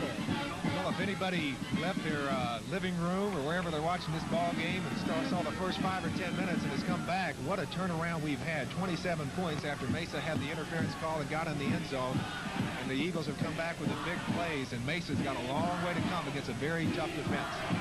And based on what you told us earlier, David, that Carson Newman is a very strong second-half ball club, as is Mesa College. We'll just have to wait and see what happens. First and 10. Large goes back in motion. Pitch out to Jerry Large around the right side. Over the 20-yard line to about the 21. It'll be second down. Well, good defensive play in there by Carson Newman. It's a little tough to start picking up who is doing what over there, but they certainly stuffed that place, spread it out so they couldn't get the corner turned. Once Jerry Large gets that corner turned, he's tough to stop. He's as tough a runner as you're going to find, and I see Russ Hodgson limping off the field again, and that's the second time today. Well, the ends of Carson Newman play that option play so well, and the linebackers Randolph and Apke help out. It's just tough to be successful several times against them. You might break one every now and then, but you're not going to make a game out of it going on that outside. Large gained 2 yards on that first down play. It'll be second down and 8 from the 21. 4:20. Clock is moving. High formation behind Bill Monson. Munson fakes Hodgson, now drops back to pass under pressure, completes it to Lonnie Coolblazer at the 30-yard line. He's pushed out of bounds at the 32. Just a defined pattern by Lonnie Coolblazer. Now we're going to have a replay on that one, and you're going to see that Lonnie Coolblazer came down and just curled outside, and he was wide open, and Munson really put the ball on the money. Munson did have some pressure, as you'll see it coming here from his right-hand side. He concentrated through that and delivered the ball right on the target. Don mentioned in his 4 years a leading receiver at Mesa, only 1 touchdown. And this time he is split left side, first and 10, ball on the 32. Vase's in the slot on the left side. Again, back to pass. Bill Munson. A lot of time to throw, looking for Vase. He completes it to Vase at the 40-yard line. And that gets this crowd going. I certainly hope we get a replay on that one, because Bill Munson again under pressure I guess we're not going to be able to have it, but Monson again under pressure that time, and Sean Vase has been a great ball player, but not known as a pass receiver in his 4 years here at Mesa College. And today, he almost came up with that one with the interference call, and that was a great sideline catch there. Good route. Carson Newman had it well defended by Larry Jones, but when you pass the ball and catch it like that, there's not much you can do. Mesa on the move. 1st and 10 for Mesa. Ball's in the 40-yard line. Just over 4 minutes left here in the first half. Munson to Jerry Large. Large doesn't go anywhere to the 40-yard line. Well, they came that time. Donnell Edmonds, the nose guard, thought he had the tackle in the backfield, but he just slipped through him there. But looks like not much of a pickup. He's 2nd down and 10. Well, you know, I didn't notice, David, whether or not Carson Newman had a couple of people blitzing on that one or not, but Mesa didn't pick up those 2 people, and Large, I think, was lucky to get back to the line of scrimmage. Very lucky. Sometimes they'll fake on that blitz, but we've seen some of it already today, and they've gotten to Munson several times, and those were big plays. That very definitely. Forced a quick kick. 3.5 minutes for Mesa. 2nd down and 10. Jerry Large takes it over the 35, inside to the 34-yard line. Good run by Large. I see Cedric Logan in the ball game. We haven't seen Russ Hodgson come back in since he came to the sidelines injured earlier. And we're trying to pick him up on the sidelines right now. But Cedric Logan does a good job of replacing him when he does come in. Under 3 minutes now, 2:57. The clock is moving, 27-7. Carson Newman leads Mesa. It'll be 3rd down and 4. Balls on the 34-yard line. Men split each side. Colglazer on the right. Sean Vase on the left side. Pro set behind Bill Munson. Munson back to pass. He has Jerry Large at the 30, 25, and inside the 25 to the 22-yard line. And good composure that time by Munson. He had some pressure, but he hung in there, got his receiver, and I'm impressed by the fact that Mesa is staying with their offense, just like you said, Don. They're not panicking even though they're down by 20 points. But look at the open field tackling here by this young man from Carson Newman. The pressure on Munson. Large catches it, tries to put a move on, and he's a pretty quick man, but the defender just won't let him get by as he puts a move right here. Tim Fouts playing it well. And Carson Newman, we see Pat Apke and all the Carson Newman people coming back to them there as the Eagles huddle up on the sideline. 2:32 to go. One of the things you're going to see here right now is the fact that coming over to the sidelines, Coach Bob Cortese is bringing his whole team over to talk to him. I don't know whether Ken Sparks does that very often or not, but in critical situations, Cortese this year has gone to this to talk to his ball players. And, of course, with 2 minutes and 32 seconds remaining here in the first half, trailing 27-7, the momentum going to Carson Newman in this second quarter. Cortese, I'm sure, wants to get something on the board here to have the momentum for his ball club going into the dressing room at halftime. No question about that, Don, and Carson Newman certainly knows that, and they like to keep him out of the end zone, maybe even give up a field goal and make it 27-10, but a very important series for Mesa here, as this is the most sustained drive they've had all day. One reminder, halftime action coming up this afternoon is that I will be talking with Dr. John Tomlinson about Mesa College, and David Sharp will be talking to the president of Carson Newman College, and Dr. Cordell Maddox will have that later in the day and have the statistics for you, so we hope you stay tuned both here in Grand Junction and back in East Tennessee as we send you the NAIA Champion Bowl. And I certainly like to thank the folks here at KREX and our folks, Mr. Dwayne Eastfold at WTVK, who made this all possible for us in East Tennessee. We appreciate it. And hello to the people down in Knoxville, as well as our Grand Junction viewers and our Western Slope viewers. 1st down and 10 from the 22. Munson fakes the quick pitch right side, now goes to Colglazer on the right sideline. Not going to get anywhere. In fact, he's going to lose yardage. I see a penalty flag at the 22-yard line. Well, I think it's a possibility the right defensive end for Carson Newman came off, I believe, so it should be a 5-yard procedure penalty, or offsides penalty, I mean. This crowd really starting to come alive, John. Well, you get the momentum going, and of course the one thing that Carson Newman broke that time for Mesa was that momentum that got this drive this far, and they lose that by giving up the offsides penalty. So Mesa keeps their momentum going, and the momentum certainly has switched from Carson Newman back to Mesa. And again, we see a penalty that hurts the Eagles. Of course, the interference call that hurt the Eagles when Mesa got their one and only touchdown, and here a big play on the offsides. With the penalty, it makes it a bit easier. 1st down and 5. on the 17-yard line. 2:13 clock is moving towards the end of the first half. I formation behind Monson. Munson, left side to Jerry Large. Large inside the 10-yard line and out of bounds at the 2-yard line for Jerry Large. What a run. You know, well, we're going to have a penalty down there called against number 74, Mike Burke, after the play was over, because he pushed the man back down after the block was made. And I was just going to compliment Mike on the great job that he did in leading the block on Jerry Large, because he got him that extra 4 or 5 yards. Burke comes over the sidelines. I thought for a minute he may have been asked to leave the contest, but apparently not. We're going to have to wait and see what the final call is on that, but I'm sure it's a big break for Carson Newman as they lead at 27-7. The officials are down there talking about it right now. David, what do you think? Boy, if that's the case, Coach Cortez cannot be at all happy, because they're down there at the 3-yard line, and you get really an unnecessary penalty. I think it was even a dead ball after the play was already over, and this is going to move them back probably 15 yards. Well, I see we have a balloon moving overhead, and that was a big offensive play for Mesa College, all for naught because of that emotional thing that we were talking about earlier. And it was a dead ball foul, so it'll be 1st and goal now for Mesa, and they've got to go 18 yards in 4 plays. So what a big break for Carson Newman. Well, it's a big break for Carson Newman, and I'm sure that that type of situation does not go well at all with Coach Bob Cortez. Or Jerry Houck, or Bill Krolichek, or Joe Panunzio, you know. I'd like to say hi to the Mesa College basketball team who are watching this game up in Washington State today, getting ready for our game tomorrow night against the University of Idaho.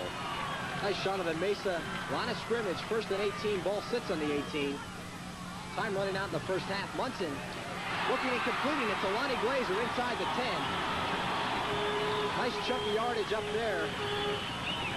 Well, if we get another shot at this one, I tell you, Lonnie Colglazer has just been open all afternoon, and we haven't been watching him real closely. Bill Munson had some pressure, but looks like he has plenty of time on the play, and he's right over the middle, right on target. Lonnie Colglazer splits the seam in front of the defenders. I guess he was behind the linebackers in front of the cornerbacks. Carson Newman playing it a little bit softer there, but now they're going to tighten up. It's the 2nd goal from the 8. Men split on either side. Vase and Colglazer. Munson back to pass, looking to complete. No, incomplete to Jerry Large. For a second, I thought he had the ball, but Jerry Large drops it. It'll be 3rd down now. I think he may have seen the goal line there, Albie. It was right in his hands, and boy, Munson is just on target with about every pass. I'm very impressed. But, you know, Jerry Large does not make that freshman mistake very often as a senior ball player here. He doesn't have a lot of receptions to his credit, but when he does have the opportunity, he's got a good set of hands. That was simply a case, and you could just watch him, that he was running for the end zone before he caught the ball. It's just as simple as that. I don't think he'd have made it because he was well defended out there. 58 seconds left in the half. Mesa losing 27-7, 3rd down and 8. I formation again behind Munson. Munson to Large. Large has open field inside the 5 and over the goal line. Let's see what they roll. They're going to say no touchdown, but he's all the way to the goal line. It will be 4th down. What a play by Jerry Large. We're going to have a replay on that. And again, Mike Burke, the young man that created the problem for Mesa College. Watch him pull out of that line of scrimmage. See him right in front of Jerry Large there. As they come around the corner, Mike is playing like a man possessed. Has a shot at well, he didn't touch anybody, but he was out there offering a lot of pressure. Don, if you're Bob Cortez, you've got a big decision to make on a 4th down. Well, I think Bob was going to go for it. He wouldn't have called timeout if he was going to go for the field goal. He's sitting there with the ball at the 1-yard line, 4th down. He's got to have some points on the board. He needs 6. He doesn't need 3 right now, so he's going to go for the 6 points. He might even go for the 2-point conversion if he gets that, because if he gets that going, then that adds to the momentum that the team already has, and it makes it that much tougher for Carson Newman to come back in the second half and contain Mesa.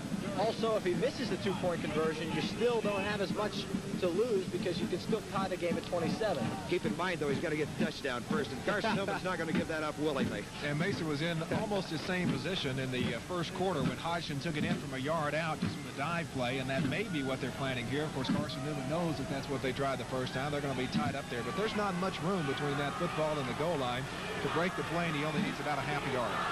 Okay, you know, this gets back to a question you asked earlier, David. Will Bob Cortese open it up? He didn't on that drive. Had to quick kick and get out of it, but he came back with the ball with 4 minutes and 11 seconds left, and he has opened it up with the pass plays here this afternoon in this second drive since we talked about that in the waning minutes of the first half. This is it. 4th down and 1. 49 seconds left. Robust behind Bill Monson. From the 1-yard line. Hodgson, touchdown. It was the same basic play as he ran earlier, except that they did the blocking down and in and let Hodgson come outside. We'll take a look at it here on the replay, and you'll see that Hodgson is all set up and designed for him to go outside. See the blocking down inside. Hodgson takes a handoff. Everybody's jammed inside. He just skirts outside, does his dive in. He's hit by number 50, and look at that. Knocks him back out of the end zone, and that is good defensive play, but good offensive strategy on the part of Coach Cortese. Not too much to do to stop him. Stellamato in for the point after touchdown. Left-handed kicker from right here at Grand Junction High School. Kick is up and wide to the right side. So we were talking about the two-point conversion as opposed to the point after touchdown. They miss it, and it's now 27-13. Mesa down by a couple touchdowns. Well, we look out there now. I don't know whether the cameras can pick it up or not, but looking up just above the stadium is a big balloon. Also, our news photographer, Chris Cordova, is up in that balloon, so he's going to have some nice pictures for us on News West Weekend. Championship football on the XYZ Network for the second year in a row. Mesa down by 2 touchdowns, but that was a biggie, Don. Well, yeah, it was very critical, no question about it. In my opinion, the point after miss is almost as critical as the touchdown itself. I think it's very important, although Carson Newman missed a point after 2, so that makes everything even Steven as far as getting caught up in the situation.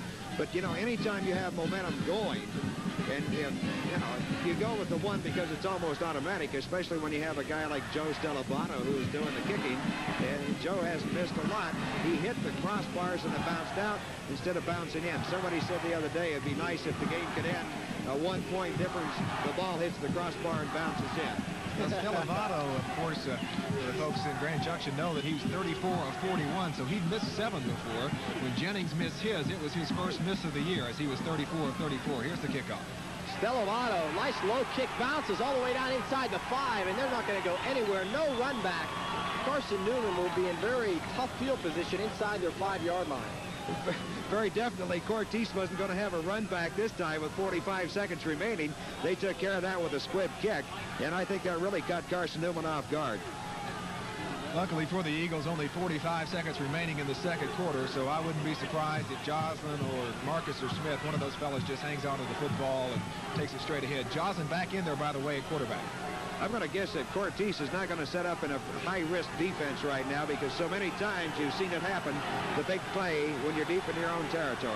45 seconds left in the half. 1st and 10 for Carson Newman. Joslin doesn't even want to risk a handoff. Takes it himself over the 5 to the 5-yard line. It'll be 2nd down. Clock is rolling inside 40 seconds. Remember, at halftime, I will be talking with Dr. John Tomlinson, and David Sharp will be talking to the president of Carson Newman College. I bet Mike Burke is relieved that Mesa got in for that score, because he was the guy that created the problem that made it 1st and 18 for a 1st down and goal. I imagine that he is very glad that they scored that touchdown. It's a whole lot easier to go into the locker room down 2 touchdowns than 3 touchdowns, and especially the psychological advantage of knowing that you drove all the way down the field. Really a great second half. The first half's going to wind down here. Carson Newman's in a position where they might just kill the time away. They're trying to do that. Mesa took the timeout right there. They hope to get the ball back one more time, possibly on a punt. But I'd say the Eagles will fall on it one more time and make Mesa use all their timeouts. Well, probably in the thinking, too, is the fact, David, that Carson Newman has averaged 2 fumbles a game. They have not fumbled yet. I would think Cortese is probably playing more for let's tackle the football, see if we can get it back. And Ken Sparks on the other side is saying, okay, Jeff, just keep it, go straight up the middle. 2nd down and 5. Gain of 5 on the 1st down play by Joslin, which was very nice. Takes it himself again. Powers his way to about the 9. Just following that strong offensive blocking, it makes it easy for Jeff Joslin. Well, sure enough, Mesa's going to call another timeout. There's 30 seconds remaining here in the first half.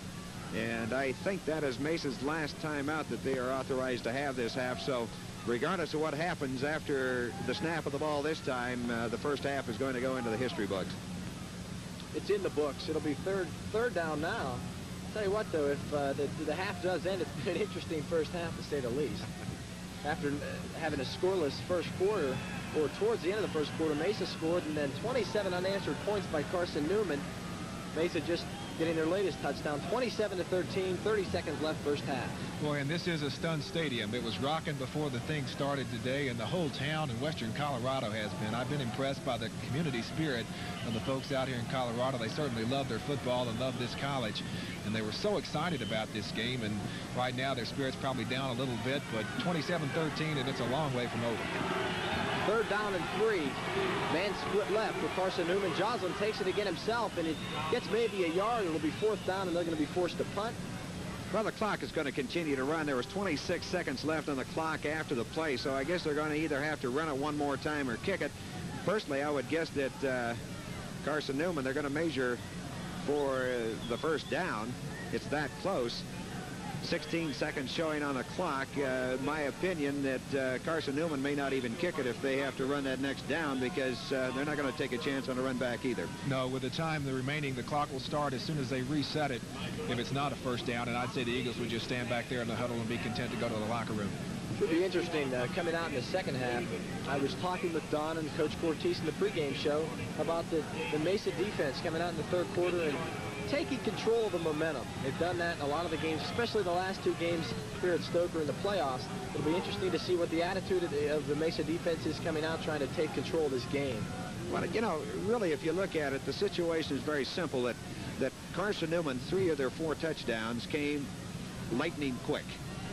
Overall and totally, this has been a well-played football game. I've seen some emotion out there from some people that I didn't expect to see it from. I must be honest. Mesa has lost their cool in this first half, and I quite frankly think that cost them at least 1 touchdown. And with time running out in the first half, it has been a good first half. Mesa stunned a bit, but nonetheless going to go into the locker room and try to regroup. Carson Newman very pleased with what they've done. There's the halftime score. Carson Newman leads it 27-13, and with that in mind, we will return to the 28th Annual Champion Bowl after this break. That line is Stoker Stadium. Al Roxenrider along with Don Teets and David Sharp up here from Knoxville, Tennessee. Carson Newman leads this one 27-13, just set to go second half. Okay, we'll see Jeff Tittle back to receive the kickoff again, flanked on either side by number 26, David Williams. The other side, number 42, Tim Donahue. And, of course, Tittle's not the usual receive man back there. And the reason that Mesa's getting it for the second time, they got the opening kickoff because they declined to take the decision. They said they'd take the second half decision, and this is where they want the football. Well, trailing 27-13, they need to get points on the board soon if they're going to stay in this ballgame. Carson Newman set to kick off once again, as Don said. Jeff Tittle back deep. One of the fastest and quickest players, especially for his position. A strong player. That is who will field it. He slips a bit, almost drops the ball, now takes it out of the end zone. He's going to go anywhere up to the 8-yard line. Boy, Don, looked like a poor decision. I think he was back in the end zone and could have downed it, but he decided to bring it out, and he only made it to the 9. Well, you know, here again, we're talking about a man who is not normally back in that position, and I think Mesa was hoping for a really strong run back that time, and that was probably the thing implanted in the mind of Jeff Tittle, and he wanted yardage. He didn't want to sit on the ball, and you know, you and I can sit up here and second guess, but we're not down here catching that ball. That's the fun of it. We don't have to get hit up here, Don. Munson's ways are split wide right. 14:58, just underway second half. I formation behind Monson. They give this to Jerry Lawrence, second guy through the line, and he's dropped for a loss. And it was Mike Davis, the right end, and we've called his name several times today. Mike Davis, the right end, 6'1", 205-pound sophomore, and he was there, Johnny on the spot, and no place to go. I think a loss of about 2 yards on the play. Mike from Palm Bay, Florida, so I wonder if he thinks it's cold out here today. Probably a little different. The humidity's considerably less here than it is down there. Much so than in East Tennessee, yes. Second down at 12. He lost 2 on the first down play. Interesting to note, both of these ball clubs are strong second-half teams. It's going to be fun to watch it unfold. Again, Cold Blazer split wide right, and again, so large, much of the same Well, you saw for another loss. Albie, you saw Carlton Gunn reach out and grab him, and he says, hey, come back here. He just got his jersey, and that's the disadvantage of not having the old tearaway jerseys like we used to see. Had he had the tearaway jersey, Carlton couldn't have grabbed him. Well, I tell you what, that was a classic case, too, of 300 pounds, basically, versus 170 pounds, and Large lost the battle from the time it started. Big play, Albie, for the Mesa Mavericks. 3rd and 13 on their own 5-yard line. Yes, it is, and with that kind of yardage, you'd have to think passing. Lonnie Goldglazer split wide right. Sean Vase on the left side, I formation again behind Monson. A very big play for Mesa College, especially if they're going to get back in this thing and get the momentum rolling. Monson rolling right and looking and finding Keith Howard complete as he slides out of bounds at the 25-yard line. Well, that's a very observant number 7, Bill Monson, as he was under a ton of pressure. As we look at the replay on that, we're going to see him under an immense amount of pressure. Looked like he was going to tuck it away and run, and then he saw Keith Howard breaking out into the open. See, he's going to put it away here momentarily. He's starting to turn upfield. Now he sees Howard. He starts backing out, setting up, and he's going to find Howard wide open. And Howard, it looks like there's a potential intercept there. But well, I think Pat Apke, had he had it to do all over again, would have stayed back on the receiver. Instead, he came in looking for the interception, and it cost him on the first down. A big play for the Mavs. 1st and 10 for Mesa College. Vase goes in motion left side. Munson takes it himself. Powers his way to the 30-yard line, gain of about 3 or 4 yards. It'll be 2nd down. You know, offensively, we saw this now in all 3 playoff games. In the quarterfinals, it was a surprise because Munson had not done it all year. And the 3 times that he has done it, or 4 times preceding this time, was on 1st down. And every other time, he's picked up 8, 9 yards. This time, it was a very effective play as he picks up 3.5, 4 yards. Dan Layton is back in for Carson Newman for the folks back home. Dan Layton, okay, he's playing here in the second half. That was a gain of 3 yards, 2nd and 7. Munson to pass. Going long and looking for Keith Howard. He gets to it. It's amazing. The ball's almost intercepted. Incomplete.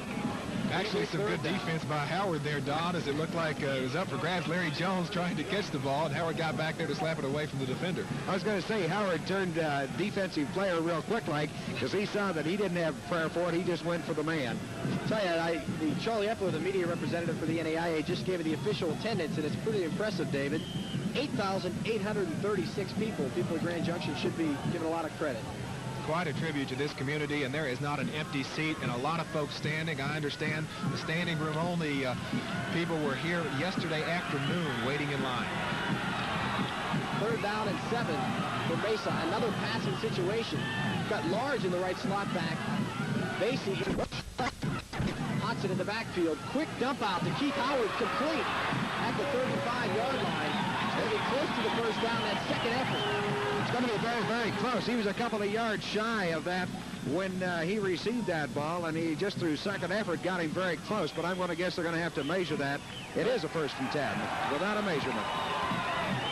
Fine effort. As we can see the folks, here's our KREX crew and the WTVK crew being loaned to you. Craig Cartwright, our production manager, along with us, producing the game in the truck. We appreciate Craig being out here with us. Dwayne Eastfeld, our general manager, bringing this to you via satellite over WTVK in Knoxville and KREX here in Grand Junction. One of the advantages of satellite communications in the 1980s is a game like this can go wherever it needs to go. Large in motion, and the pitch to Jerry Large around the right side from Bill Munson. He's over the 40 and powers his way to the 45-yard line. Great effort by Jerry Large. That's a classic case of Jerry Large when he gets the corner turned and he gets his shoulders square with the world going north and south. He's very tough to break down, and now that was good defensive pursuit on the part of Carson Newman. Large just happened to be able to have the momentum and carry him with him. It'll be 2nd and 3. Ball's on the 44-yard line. Crowd's starting to get a little bit psyched here at Stoker Stadium. The momentum's starting to move in the direction of the Mesa Mavs, or at least their first drive. They've had a nice one from inside the 5. They're all the way out to almost midfield. Vase in motion left. And Munson again fakes the quick one. Now looking for Vase long. And he has Vase inside the 30-yard line complete. I think it's going to be a face mask penalty on that one, as the defender, David, knew he was beat, and he just put his head down and tried to keep up with Sean Vase. What Bill Monson did is he faked it. He pumped once. Let's watch it on the replay. You're going to see Bill Monson pump, and that stopped the defender right there. Sean Vase kept on with his pattern. The defender saw him, and he took off and tried to keep up. He just had his head down, never did see the ball. We couldn't see it on the replay, but the fake, the pump by Monson is what did it. That froze the Carson Newman secondary for just a second. Derek Goodson back defending, and he's the man that's guilty. And it should be a 5-yard penalty because that was not intentional. He was grabbing anything he can get a hold of to bring that man down. So another penalty and another big play, and Mesa down now on the 21-yard line of Carson Newman. So the Mavs have come out smoking here in the second half. There's a great shot of the face mask there. As you said, Don, not intentional, but all in the motion of trying to pull Sean Vase down. It will be 1st and 10 for Mesa. Inside the 25-yard line, at the 21-yard line. Robust formation behind Monson.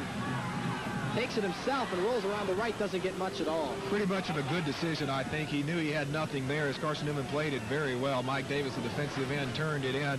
And Donnell Edmonds, the nose guard there on the stop. Wise decision. He lost a couple of yards, but it's better than a possible pitch that could have resulted in another turnover. Looks to me like Carson Newman has taken the wide game away from Mesa very effectively today. That leaves them two things. Russ Hodgson up the middle and passing. And they've been effective with the passing. We'll just have to wait and see whether Hodgson can be effective here in the second half up the gut against that stonewall defense of Carson Newman. 2nd down and 12, a loss of 2. Now on the 23-yard line, I formation, fake to large, back to pass. Monson, a lot of pressure, and he'll go down at the 35-yard line, another big loss. And that's Mike Davis again, the man from Florida, and he is definitely warmed up. A big play for the Carson Newman defense. We've seen them get to Monson about, I think that's 4 times today, possibly on the quarterback sack. And from what I understand, Munson's not used to seeing that. Well, last week and this week he's seen more of it than he has all year, and of course that goes to the quality of play by the opposition. But secondly, I think and most importantly, the credit for that play has got to go to the secondary of Carson Newman, as they had everybody covered. Munson just had to eat humble pie. 3rd down and 22. Under 10 minutes left, under 9.5 minutes left, 3rd quarter. Monson back under pressure again, but he gets out of it this time. Deep for Keith Howard, touchdown! Touchdown to Keith Howard. What a super play by Bill Monson. Well, I tell you, Keith Howard was wide open. And we'll see on the replay. I didn't watch the secondary. I saw Monson about ready to get blindsided. Look, he gets run into, but the block there by Don Simonson saves him.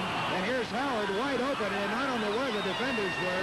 They just blew it. Somebody blew an assignment there, and that puts a lot of momentum into the camp of the Mesa Mavericks. Well, I think free safety Tim Fouts might have been looking up field, and he looked like Mark Eisen was going to have the sack, but he didn't do it. Maybe Fouts let up for just a second. That was plenty of time for Howard, and there's 6 points, and this game's a long way from over now.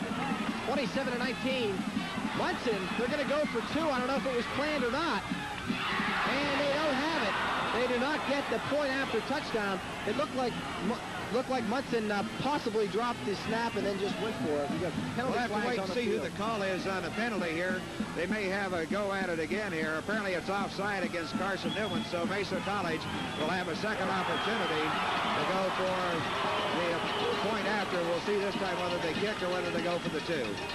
Well, penalties again getting to Carson Newman, as it looked like they had him stopped. It would have been an 8-point lead, so now Mesa has a chance to make it 7 if they go for 1 point, which I think they're going to do here. So another big break for Mesa as far as Carson Newman, maybe a little over-aggressive trying to get in on that play, but Mesa now can cut it to 7 with the 1 point.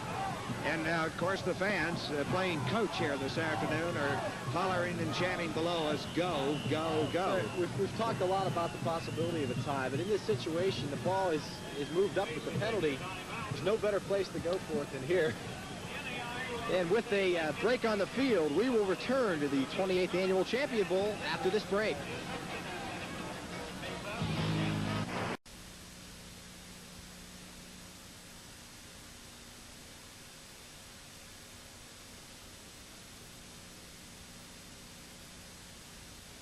Put them within 6 points of Carson Newman. Well, you know, then you get down into field goal situations, you get down into 2-point conversions, you have a lot of games being played out there besides the football game. Bill Monson walks his team to the line of scrimmage. 2-point conversion, robust offense. You know who's going to get it? Yes, it is Russ Hodgson. He's in. No, they pass. 15 follows for 2.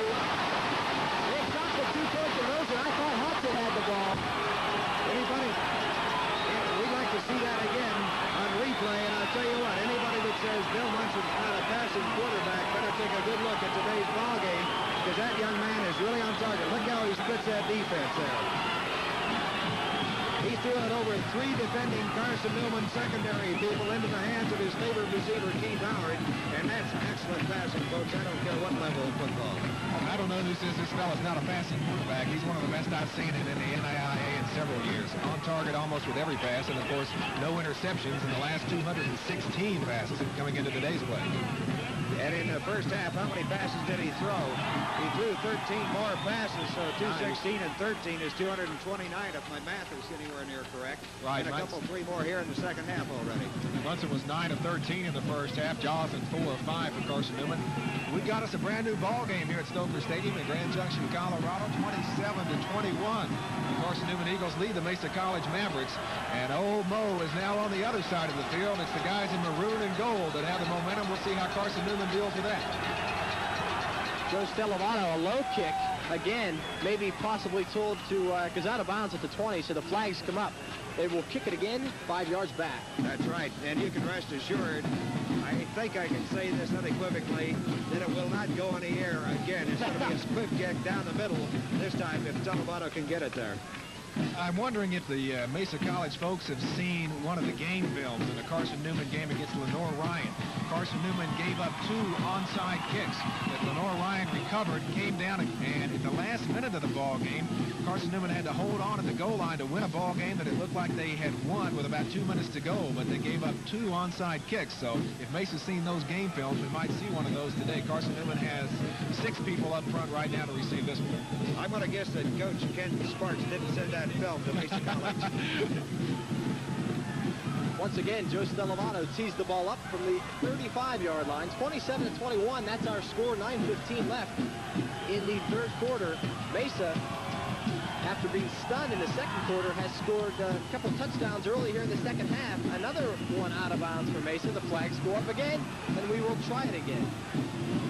Well, maybe Carson Newman will come up with a touchdown with not ever touching the ball or running any time off the clock. Keep backing them up. I'm sure Coach Sparks says that's fine. We'll let you keep kicking them out of bounds. Of course, what they're trying to do is go away from Kenneth Tyson and Mike Stone. Both very explosive and both have returned kickoffs for touchdowns in their career. Kenneth Tyson doing it today as a freshman. Mike Stone did the same last year in the Carson Newman opener against Liberty Baptist. In fact, it's the first game that we televised that year, the opening game. I was calling the play-by-play for the first time. It was a 90-yard touchdown returned by Mike Stone. I said he gave me a baptism very quickly. Well, it's going to be interesting. I'm going to guess that Stellavato's still going to try to squib kick that down there because they know and respect the breakaway ability of this Carson Newman team, whether it's from the line of scrimmage or on a counter kick return. Joe Stellavato, the sophomore kicker from Grand Junction High School, one of the 2 Mesa specialty kickers that from the area, the other being Todd Reynolds, the punter. Stellavato this time boots the ball in the air a little bit, and it will be fielded at the 15-yard line to the 20, the 25, the 30, the 35, and all the way up to the 40-yard line. What a great return.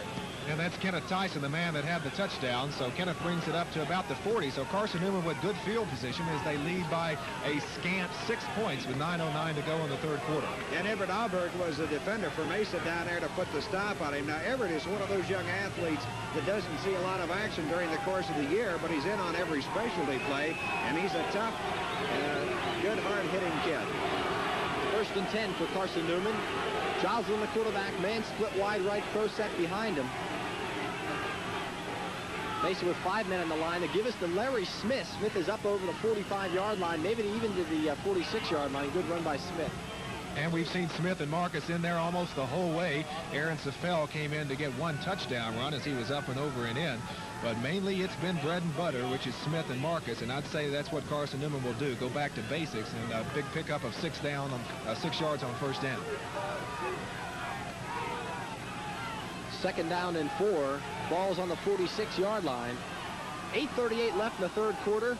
And we've got someone off sides for Mesa College. It looked like Dean Hagman came off. I don't know if anyone moved on the offensive line or not. Well, it was two people off sides that time for Mesa College. I think it was Sellers on the right-hand side first. He slipped but got back. About that time, Dean Higgins saw some movement, and apparently it was Sellers' movement, and he went across, and he knew he'd made the mistake, and he just hit the guy in the shoulder pads and came back. Well, Don, I wonder what they're listening to down there on the snap counts. Of course, both sides are always talking. They're on the sideline in any game you hear, and I wonder if the Mesa folks have figured out our East Tennessee accents by now. That may be giving some trouble. How do you say in East Tennessee? You say hike y'all. First and 10 for Carson Newman with that penalty. Pro set behind Joslin, Smith, and Ted Marcus. Now they go into the I. Give is to Larry Smith over the 50 and down to the 45 in the Mesa territory. And we saw Larry's cutback ability, I think, there. He saw that he didn't have much outside. He cut back in and picked up a couple more yards.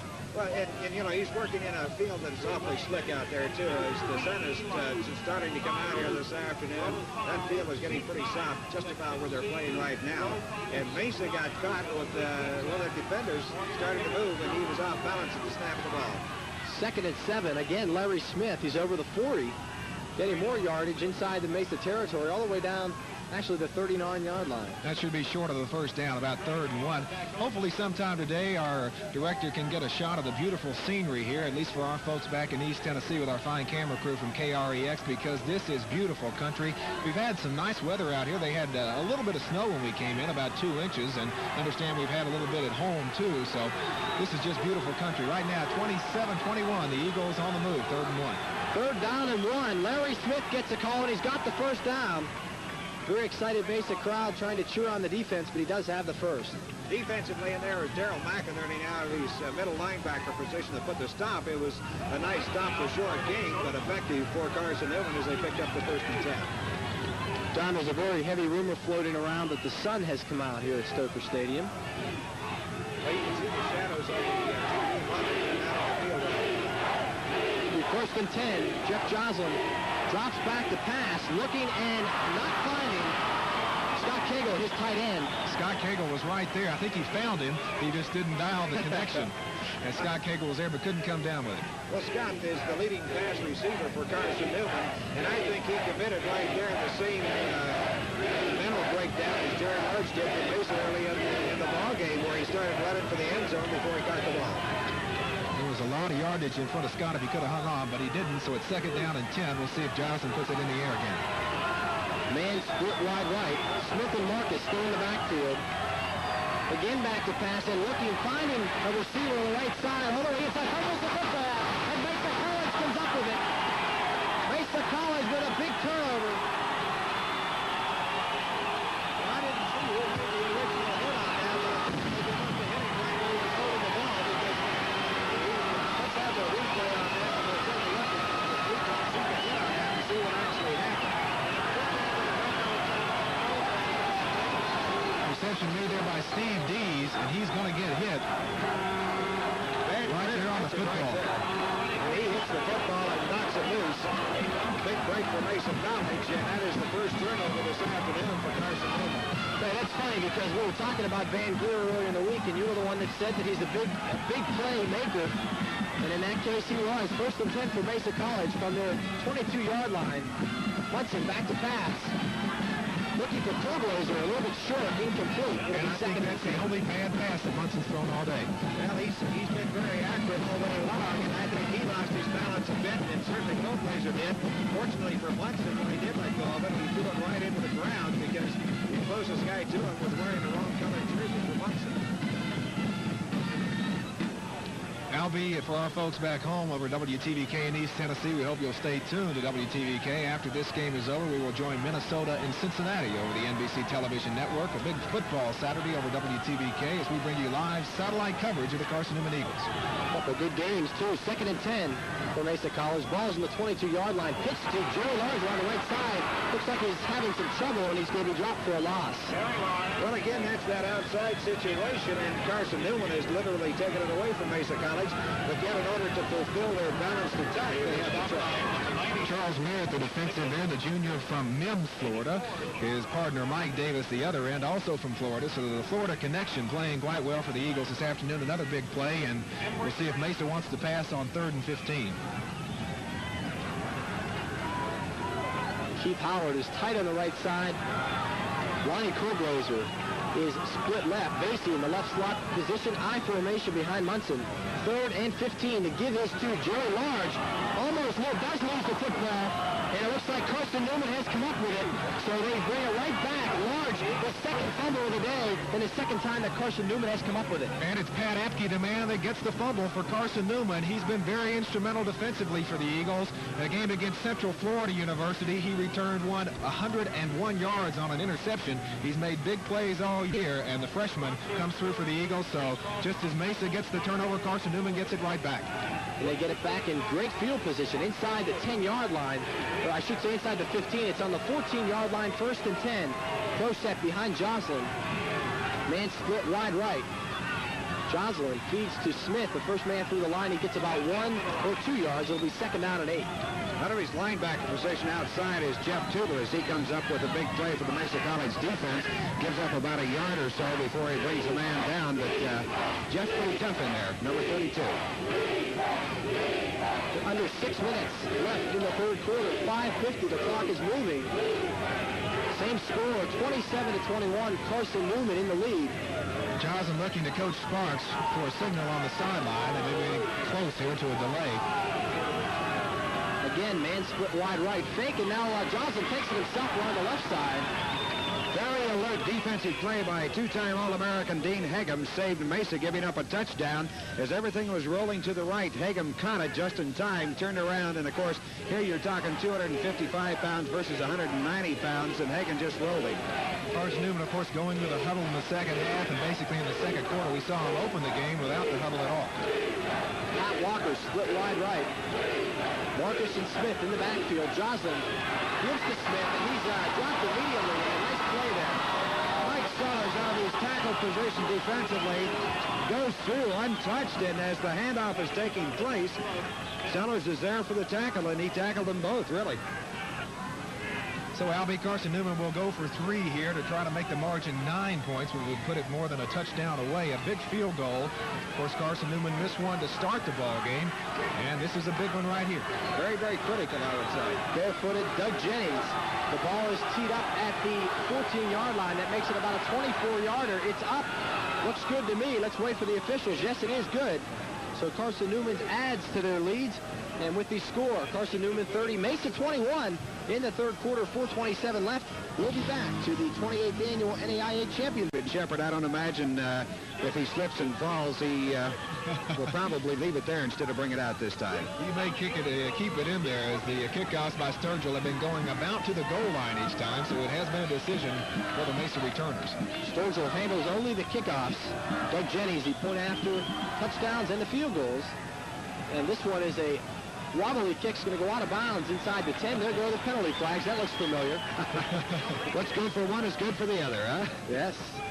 And that was a little surprise on the kickoff. You know, I noticed that Carson Newman is doing something offensively that is different here in the second half than in the first half, and has changed the momentum somewhat for Mesa's defense, and that is that they're popping up just before the count starts, and that's what's been pulling Mesa off sides here. That's the movement they're seeing. Throws them off balance, throws their timing off. There are times that they'll change the snap count, and Jeff has the option to audibilize, of course, when he wants to. In the first half, we didn't see that because they weren't going with a huddle, and they pretty much had the preconceived notions of what they wanted to do. But in the second half, I'm sure the coaching staff got together and analyzed a little bit more, and so Jeff is thinking about that when he comes to the line. Well, and here we go from the 35-yard line, which we're going to find out whether the kicker from Carson Newman is going to make it in the professional ranks on this kick. Left-footed kicker Mike Sturgill tees it up at the 35-yard line. Still back deep, Jeff Tootle, along with Dave Williams and Jerry Large for Mesa. 30-21, Carson Newman leads. Very full day for football, but a nice crowd on hand. In fact, there's not a seat around. If you have a seat, you should feel lucky. Tootle's going to field it in the end zone at the goal line. He's going to take it out over the 15 or over the 10-yard line, the 15 to about the 17-yard line. That's where Mesa will take over 1st and 10. That'll be nice kick. He got it right to the goal line, even 5 yards back, and allowed a pretty good hang time on that. Carson Newman with good coverage, so Mesa will take over inside their own 20, down by 9 points, and we've got somebody limping off for Mesa, and that's not a good sign. Well, one thing that's Jeff Tootle, the young man who was a ball carrier on that when he hit 4 white jerseys that were fairly sizable, and I'm sure he paid the price with his ankle or knee a little bit. Jeff's a tough kid. I'm sure he'll be back in there. Might mention the fact that I'm very impressed with Carson Newman's punt and kickoff coverage. They're excellent at it. 4:21 left, 3rd quarter. High formation behind Bill Monson. Sean Vase split wide right. The give is to Jerry Large around the right side. He's over the 20, but that's about it. Dropped immediately. A lot of pursuit we saw there. It's not often that you see a nose guard with that much quickness, but Donnell Edmonds, a 5'11 senior, 245-pounder, just came over there and was not going to be denied on that stop. Jerry Large is really having trouble down there. He got hurt, and the trainers and doctor are out there with him. With the score, Carson Newman 30, Mesa 21. We're going to take a break. We'll be back to the 28th Annual Champion Bowl after this break. Munson's going to pass. Spent a little bit of time. Now under pressure, it's deflected. Boy, did Monson take a beating. Well, that was Carlton Gunn. Carlton from Tampa, Florida, and a little bit of Florida sunshine there for Monson, and Carlton again helps him up. That's something that you'll see. We'll see it on the replay. The Carson Newman folks will knock you down, but they'll usually help you right back up. And this is what Carlton does right here.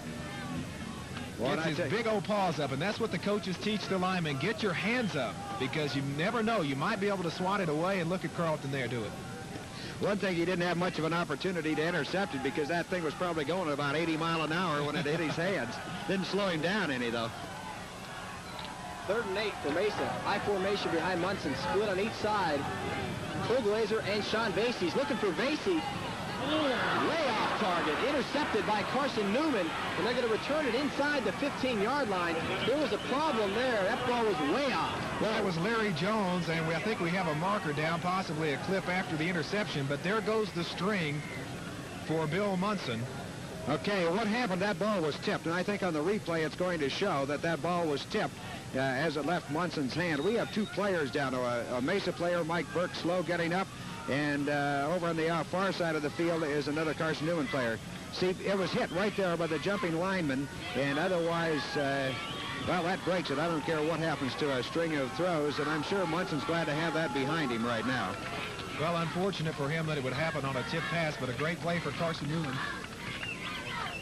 Mark Eisen, the man down for Carson Newman, the right end, and he's being attended to by Tony Griffith and the Carson Newman staff. And I think that was a clip they called. Yes, it was after the return. So Carson Newman will have it 1st and 10 to go from the 30. But once again, another turnover by Mesa, and I believe that's 5 on the day. At least that many. Well, that's 2 here in the second half, as they gave up a fumble earlier by Jerry Large, and now a pass interception. Ironies of the game of football. It was in the 4th quarter last year when Bill Monson was intercepted last, and now here with 3:36 remaining in the 3rd quarter in the championship game 1983 is when he is intercepted again. He's well over the record of 172, 216 without an interception coming into today's game, and he threw 13 in the first half and probably 5 or 6 here in the second half.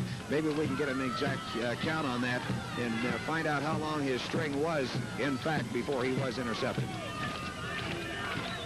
So to get you up to date with the penalty, Carson Newman will have the ball 1st and 10 from the 30-yard line of Mesa. Man split left. Still Marcus and Larry Smith in the backfield behind Jeff Joslin in the I formation. 30-21, under 4 minutes left, 3rd quarter. Now they go to the pro set. Joslin takes it himself, and he surprised some people. I think they moved a little quickly. I think they surprised the officials on that one because they went a little soon, and I don't think you have to be set for 1 snap. They have to be set for 1 count. And I don't think Carson Newman came short on that play, Don. I'd have to agree with you, David, and they call it a motion penalty, and it was the whole team that was in motion. It was a quick snap. They came up, sat on a ball, and boom, they were gone. And, of course, it worked very effectively, but they should have just been 1/10 of a second more patient. Well, that helps Mesa. Now, if they can hold Carson Newman to very little gain, I know they have a good field goal kicker, but see, you're looking at 47-yard try if this was the point on the field where they were going to try for the field goal. He was booming them in practice yesterday from about 50 yards away. He does have the range. First and 15, Albie. Pat Walker is split left. Joslin, the quarterback. Again, the shift from the I to the pro set. And he pitches out the left side to Tim Marcus. Marcus fumbles the football. There's a race for it. It's just who's going to go for first. And it looks like maybe Mesa says they have, but it looks like Carson Newman has the football. Well, you talk about a football fumbling and giving somebody a break. Whoever it was that got there first for Mesa is David Williams. He's slow getting up, and once you get there, you've got to hang on to it, because just because you got there first means absolutely nothing. Offensive tackle Greg McCollum got it for Carson Newman, the sophomore from Lafayette, Georgia, and it seems like we see that so many times, Don. The first guy who gets there can't quite grab it, and it fumbles it around, and usually it's the guy who gets on top of the pile the second time that'll come up with it. Either that or he'll squirt the ball away. Well, look here on the replay as the ball is knocked loose right there, pops out, goes by a Mesa player, and here comes Carson Newman in pursuit, and Mesa is there first, but it pops out from underneath him, and the other man comes up with it. Big break for Carson Newman. Steve Deese is split wide to the right-hand side. Joslin gives to Larry Smith. Smith gets about 2 yards. It'll be second down and 8. Mike Sellers, number 72, has had an outstanding day on that particular play, and apparently his assignment very simply is just tackle Larry Smith or whoever has the ball handed to him coming into the line of scrimmage there, because he's made some big, outstanding plays all afternoon. Sellers, I think, is just keying on Smith or Marcus, whoever gets the ball, and he has been Johnny on the spot, and if we had to pick a defensive player right now of the game, I think that Sellers would have to be it. Second down and 8, ball on the 17-yard line of Mesa. Mesa with a lot of men in the line. One-on-one with the split guy on the right side. Pro set behind Joslin. Joslin again goes to Larry Smith. Smith doesn't get anything at all. He's pulled down at the line of scrimmage. That was Marcus that time, Albie, as they handed off to the first back, the fullback, and not the tailback, as Carson Newman being very conservative right here. In fact, they look like they're just trying to line it up right in the middle of the field so that they can bring Jennings out there and try to get 3 more on the board, but they might surprise us here. Third down and 8. Well, they're trying that inside against Mesa, and the last 2 times it has not been effective. Let's keep in mind, though, one time they did it for 50 yards and a touchdown. Third down and 8. Joslin looks for the quick pass on the right side. Now he's trying to signal into the end zone. Ball's almost intercepted by Tim Donahue. Incomplete. It'll be 4th down. Very dangerous pass by Jeff Joslin. He got it away, and he almost paid the price. Okay, we'll take a look at that on the replay, and you're going to find out. Well, we're seeing us over here, and he's under a ton of pressure coming from the right side. Tony Strino is going to wrap him up here. Joslin feels him, and then he lets go. Not a good judgment. That Van Greer is almost a receiver down here, and the intended receiver turns into the defensive ball player again. Joslin was motioning for Steve Deese to try to go deep, and by the time he got out there, it was too late. Big kick for Doug Jennings. Field goal attempt by Doug Jennings, the senior. The snap is fumbled, and they get him. They get him for a loss. It'll be Mesa's ball, 1st and 10. That's a big break. Jim Poppick charging in there. Mesa had the big rush on. Bad snap from center. I don't think the snap from center was bad. I think it was a hold by Ken Burton, who's the punter for Carson Newman, and he holds on those, and he's done a great job all year for Jennings getting it down. As we told you, 34 out of 34 point-after touchdowns coming into play today, so that means your holder and your snapper got to be pretty good at that, at the execution of that, but it was not good there, and another break for the Mesa Mavericks. Still 30-21. 1st and 10. From the 25-yard line. Robust formation behind Bill Monson. Everybody tied on either side. They give us to Russ Hodgson, second guy through the line. He gets up to the 30-yard line, gain of 5. It'll be 2nd and 5. Good pursuit by Carson Newman trying to turn it in. Charles Merritt, and the secondary had to come up to help out, and he picked up about 3 or 4 yards, and maybe even more than that. They're going to spot it about the 29-yard line. So Mesa, a big drive for them right now to try to get a little bit of the momentum back that Carson Newman came up with after those 2 turnovers. Jerry Large is not in the ballgame. I see him being taped down on the sideline. 1 minute left in the 3rd quarter. 2nd down and 6. Still in the robust. Monson again to Hodgson. Hodgson's got some running room. He's over to the 40-yard line with a 1st down. Well, I tell tell you right there is the exemplification of why Russ Hodgson is such a great athlete. He broke into the secondary, and when he hit the man, I'm sure he hit at about the 37-yard line. Maybe on the replay we'll be able to see just exactly how many yards Hodgson picked up after he was hit. The Eagles blitz on this play, and Pat Apke was knocked down there. Well played by Mesa as they put Apke on the ground and then able the ball carrier to pick up extra yardage. 1st and 10. 1st and 10. 35 seconds. The clock is moving in the third quarter. Hodgson again with the call. Doesn't get too much yardage. He's going to be tackled at the 40. Carlton Gunn must have been great at playing king of the hill. You notice how he likes to grab people and just throw them down. He got another one that time. Well, that was the demise of the offensive effort of Mesa College's Russ Hodgson, because once Carlton Gunn got a hold of him, I mean, the ball game's over, son. That's it. You know, he just is too big and too strong that there's no back alive that can run through that. They will never get this playoff before the end of the third quarter, and there it is, the third quarter gun. With the score, Mesa behind 30-21. Carson Newman in the lead. We'll take this break, and we'll be back to the 28th Annual Champion Bowl after this.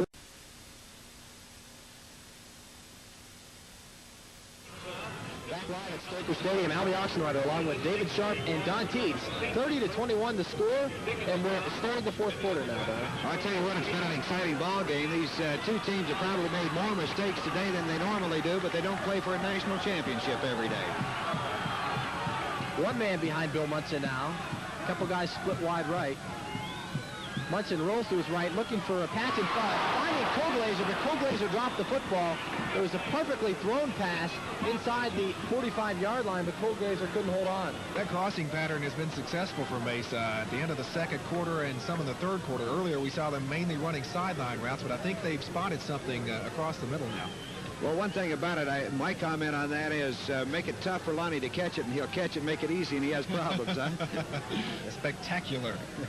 That was the easiest opportunity he's had all day. Maybe that surprised him that he didn't see a white jersey that close. And he's not afraid of getting hit across the middle. I'll guarantee he's a tough kid. It'll be 3rd down and 9, 41-yard line. I formation again behind Monson. Monson to pass again.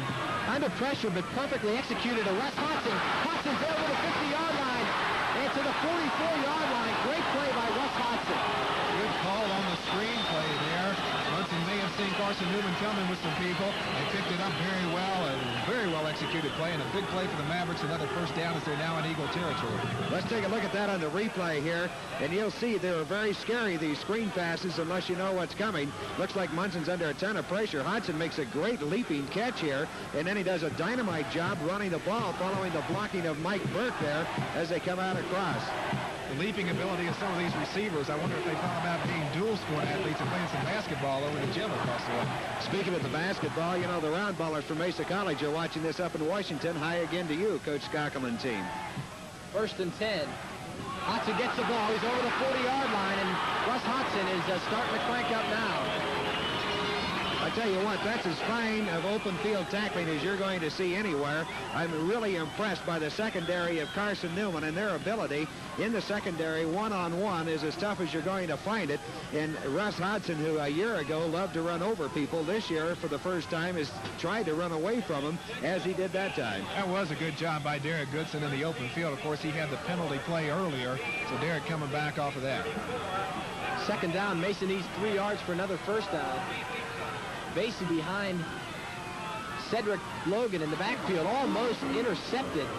Well, I tell you what, he was laying back, and he knew exactly where that was going, had his timing perfect, and that was awfully close to number 2 interception. Dan Layton read that one very well, and boy, he had pay dirt in front of him if he could have come up with it just a little bit low. Layton was also injured in the first half, but everybody that we've seen that's been injured has been back out there on the field. I guess if you can walk, you're going to play for a championship.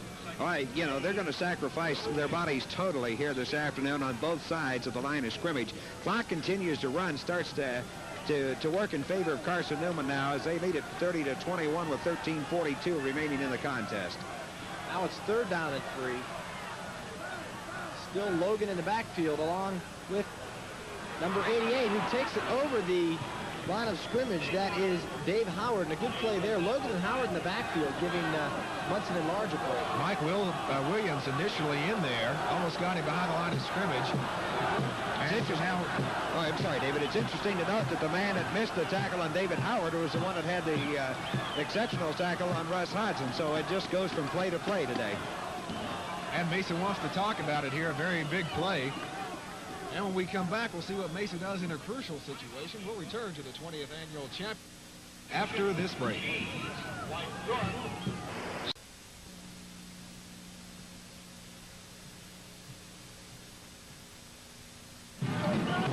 Back live at Stoker Stadium, you're watching championship football for the second year in a row. The XYZ Television Network. There's the score. Carson Newman leads it 30-21, 13-13 left, fourth quarter. Fourth down and 2, a very big play here as far as the outcome of this game. Robust offense behind Bill Monson. They need the first down. They give us to Hodgson. He's got it and more. Hodgson to the 30-yard line inside to the 27-yard line. What an effort by Hodgson there, Don, as he just took them on. He took 3 or 4 Eagles on, head up, and he said, I know I got to get that first down. I know it's on the replay. It's going to show Russ Hodgson. Look at the blocking for him. Great defensive effort by Carson Newman, and just a great effort by Russ Hodgson. See, he hit right there almost at the line of scrimmage. He has the first down here. He's not stopped. He's still driving backwards, as you can see him in there. Number 84 comes up, and Hodgson pulls away and picks up another 4 or 5 yards. Looked for a moment there like he was going to break loose and go. We got an injured player, and have you been able to pick out who that is yet? We're looking for his number right now. Carson Newman, we've seen so many people on the ground today. Such a hard-hitting game between two very fine institutions, Mesa College of Grand Junction, Colorado, Carson Newman College of Jefferson City, Tennessee.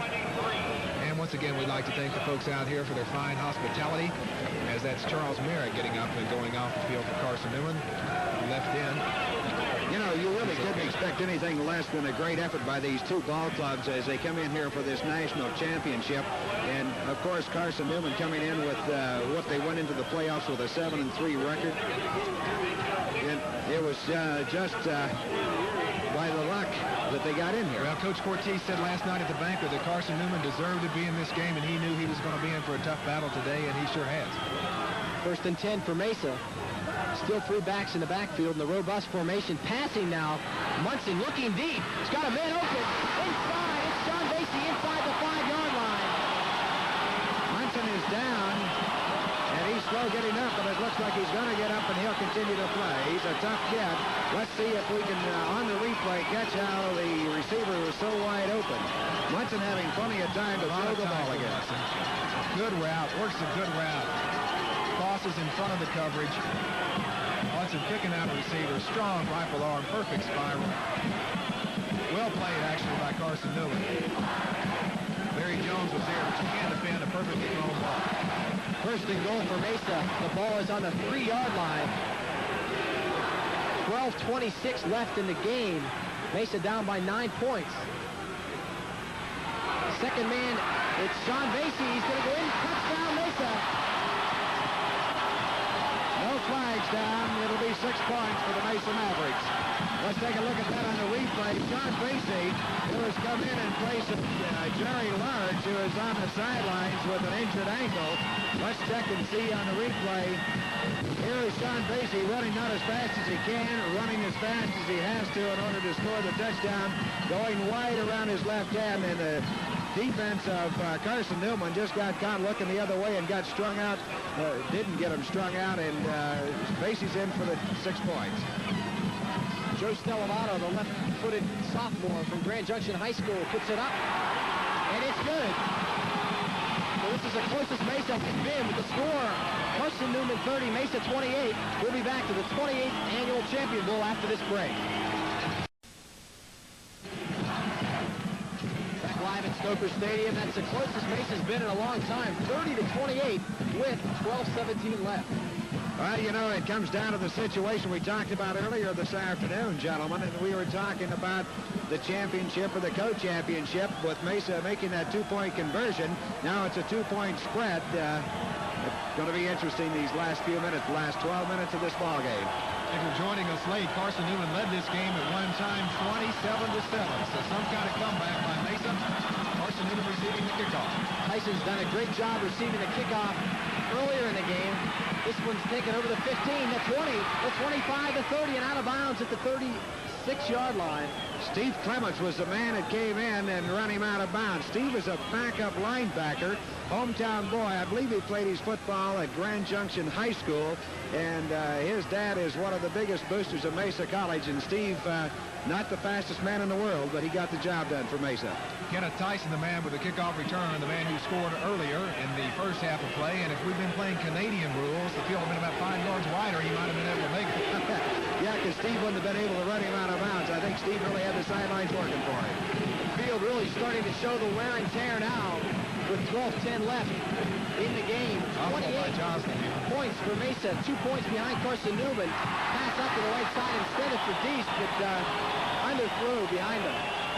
Well, it was a situation where Mesa had a lot of pressure on. I think Joslin called an audible at the line of scrimmage, set that play up, and then just literally felt the pressure coming through the ball way behind the intended receiver. Jeff was checking off that time at the line, and he saw Dees out here, but just a little bit behind him. Second down and 10 yards to go. The Eagles with a 2-point lead. We've got 12:07 to go. Deese split wide on the right side. Mesa's got a lot of guys up on the line. Second and 10. The give is to Smith. He drops the football, but they come back up with it. Carson Newman still has the ball. In fact, they might have gotten a yard out of that. Seems like every time Carson Newman fumbles, they've got a man trailing to pick it up. That time it was his running partner, Smith's running partner. No, I think Joslin may have gotten that himself. Joslin trailing behind Smith, and a break for Carson Newman to hang on to it at the 36-yard line. You know, Carson Newman really has to be credited this afternoon. They haven't committed nearly as many turnovers as every other team that's been in here against Stoker Stadium has in the course of the 1983 season. Third down and 5. Joslin to Deese at the 40-yard line. He's got the first down and a lot more than he needed all the way up to the 48-yard line. Great offensive play by Carson Newman. Mesa just not having good tackling out there this afternoon on that particular play, and they just weren't able to contain him. Dees 6'1", 215 pounds, so he's a pretty good load to bring down. Steve trying to make up for his fumble that he had earlier in the game. That when a good reception by Dees, and he fumbled when he was hit. So Steve with a good reception there, and the Eagles on the move at the 47. First and 10 for Carson Newman. Dees split wide right on this side of the field. First set behind Joslin. He takes it himself, and he's going nowhere. Well, he didn't mean it. Really starting to come alive. He didn't mean to keep that ball himself. The intended play was to hand off to Larry Smith. I don't know whether we got it on the replay or not, but that was spoiled by Mike Sellers coming off his tackle position, and so Joslin had to keep the ball, and when he next thing he knew, he looked up and saw nothing but maroon. Don, I think Sellers has spoiled a lot of things up front there for the Mesa defense today. He has just been in there beating his blocker almost on every occasion and fouling up the works, and Joslin probably lucky to hang on to it there. 10 and a half minutes left now in the game. 30 to 28. Second down and 9. Pass inside. Goal to see hit. Van Greer out of his safety position came as close to getting a pass interception, and if he'd have gotten that, Oski, it could have been nothing but green, or mud in front of him all the way to the end zone. So that brings up a third down play now for Carson Newman as they have gone nowhere on their first 2 plays. It's third down and a 9.5-yard effort staring him in the face. Third down and 9. Ball on the 48-yard line. Joslin back to pass. A little bit of pressure intended this way for Cagle, but he was hit hard again by Van Greer. Nothing there at all, Don. Well played defensively by the Mason secondary, and just a high pass for Cagle. He couldn't come down with it. It wouldn't have been enough for the first down anyway. Yeah, and the ball was thrown way too high. I think Joslin either didn't come set up right, and it came off awfully high, but Mason's defense was there to stop it if the man would have got the ball. Big punt for Ken Burton here today. He's punted quite well, had a good hang time and fairly good distance on his punts. Mesa with a lone back ready to receive. 10:21 to go. Carson Newman with a 30-28 lead. Albie, this is maybe a crucial play. I guess all of them from here on out are going to be pretty crucial. Mesa's going to put 10 men on the line of scrimmage as Carson Newman gets ready to punt. Now, not always when they put 10 men on the line of scrimmage do they rush all 10 of them. Sometimes they back out, then go down for the run back. We'll just have to wait and see. They have 9 men up there. Burton back to punt, and they are going. Whoa, almost blocked, and a fair catch is called for at the 20-yard line. That's where the Mavs will take over, 1st and 10. Well, we're now at 10 minutes and 16 seconds remaining in the contest. We have a 2-point spread, 30-28. Carson Newman leading. Mesa College has now got the ball at their own 20-yard line, 80 yards away. Of course, if they get down inside, Joe Stellabato has kicked up to a 50 yards, in fact, a 54-yard field goal this year. Now we've got about 8,800 people standing in unison right now, cheering on their charges. Carson Newman brought about 75 fans, and from East Tennessee, they're a little bit outnumbered. The Mesa folks charged up now, only down by 2 points. 1st and 10 for Mesa. Munson's the quarterback. They're down by 2, and he gives it to Hodgson. Hodgson makes running room. There really wasn't much, but he makes it. What he got there, he got because he ran out of the intended tackle by Carson Newman's man. It was a 56. That would be Emory Randolph. Emory Randolph and Derek Goodson both there. Randolph actually had him pretty well wrapped up, and in that particular situation, Russ Hodgson just out-muscled him for what yardage he was able to pick up. Gain of 4. It'll be 2nd down and 6. The ball's on the 24-yard line. The two Old Faithful, Russ Hodgson and Jerry Large in the I formation behind Monson. Sean Vase in motion to the right side. Pitch out to Jerry Large. Large goes nowhere. Pulled down at the 22. It'll be 3rd down. Long yardage. That time, I think Carlton came in and just sort of dove, just like he goes at a big plate of hamburgers that time. He just took a flying leap, and when you land on you like that, it's kind of tough. Well, you're talking to get 300 pounds, and let's say, you know, it depends on how much he had to eat today, whether he weighs 300 pounds or not. Against Jerry Large, 170, and of course, in order to get there, he had to run over at least one intended blocker because the path wasn't clear, but he wasn't slowed down by anybody. 3rd down and 8, Albie, real big play here. This is a big play, especially since they've been eating up the clock. We're under 9 minutes now, 8:57 and moving. I formation on 3rd down. Munson to pass. Pumps one way, now comes the other. Now has to dump it off. He was in trouble, and he could have been in some more trouble if he would have thrown a little bit short.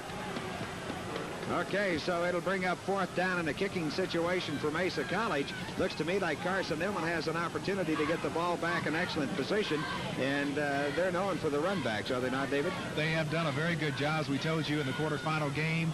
What turned it around was Steve Dees on the 95-yard punt return for a touchdown as the Eagles came back to win that game, trailing 21-7 to a very good Shepherd, West Virginia team. Mike Stone back deep, the 5'10 sophomore. Todd Reynolds the punt for Mesa from his own 12-yard line. High kick. Way up in the air. No fair catch called, though. Gutsy move there. Taken over midfield and down to the 45-yard line by Steve Dees, the wide receiver who, as you said, is a type of returner that could turn a game around. So Carson Newman on the positive, the plus side of the field now at the Mesa 46-yard line. I know that Ken Sparks and his coaching staff can't be very secure with only a 2-point lead and 8:37 to go. And the Mesa defense, though, knows they've got to get the ball back. Well, one thing that Mesa has got to count on now, in my opinion, David, is a turnover here, which Carson Newman has only given up 1 on the day. 8.5 minutes left. Whoa, he is pulled for a loss. In fact, he's down in the backfield. Nice play there by Mason. John Mark Chisholm, you saw him come out of his left outside linebacker position. I don't know whether we have a replay on it or not, but John Mark was blitzing. He had the timing down perfectly, and the play didn't have a chance from the time the ball was snapped from center because John Mark blitzed, and he was there, and big defensive play for Mesa. That was the freshman Kenneth Tyson in it, running back that time for Carson Newman, the freshman from Knoxville Austin East High School. Hello to those folks, the Roadrunners back home, still celebrating their state AA championship. David Sharp along with Don Teets and Al the Oxenrider, and we certainly appreciate the folks here at KREX. 2nd down and 16. Nice fake by Joslin. Takes it himself over the 50, the 45, inside the 40 to the 35-yard line, way down. He's got a 1st down and a lot more inside in good field position. Well, Jeff doesn't do that too often, but he decided to keep it this time, and it was a wise move. In fact, I think several times today, Jeff could have taken off with the football, and he decided to pass, but this time he sees the open field, and he's got the blockers out. There's the All-American. We see Dwight Wilson just knocking him out of there, and boy, he clears the path, and Jeff's got plenty of room to run. Well, it was a very lucky play on the part of David Williams that finally got him. It looked like Joslin had it made all the way, and he's just rolling out against the green, and it was wide open. First and 10, 7.5 minutes left. Again, hit very hard in the backfield, and there's some hard hitting going on down there. Jeff Tootle was the man that blitzed through that time. He's from the outside linebacker position opposite from John Mark Chisholm. And Jeff's coming out with his shoulder apparently out again as he's holding it to his side because he really drove that right shoulder into the ball carrier, and he'll be on the bench for a while with some pain there. Maybe out for the game. You never know.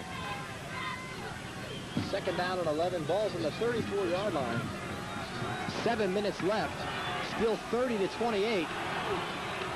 I formation behind Joslin. D split wide right. Now they shift. They try. Joslin couldn't get the handoff off. He takes it himself and goes over the 30 to the 26-yard line. We've seen the penetration by Mesa so many times get there so quickly that Joslin has had a decision to make. Am I going to try to hand off with about 2 inches to spare or keep it myself? And that time he kept it and got down to about the 28. I think he really wanted to hand it off because he knew he was going nowhere, but he came up with a great play. 5-yard gain on that one, and Coach Cortez not very happy about the results of that. Would look like a great defensive play for Mesa. Turns into a great offensive effort by Jeff Joslin.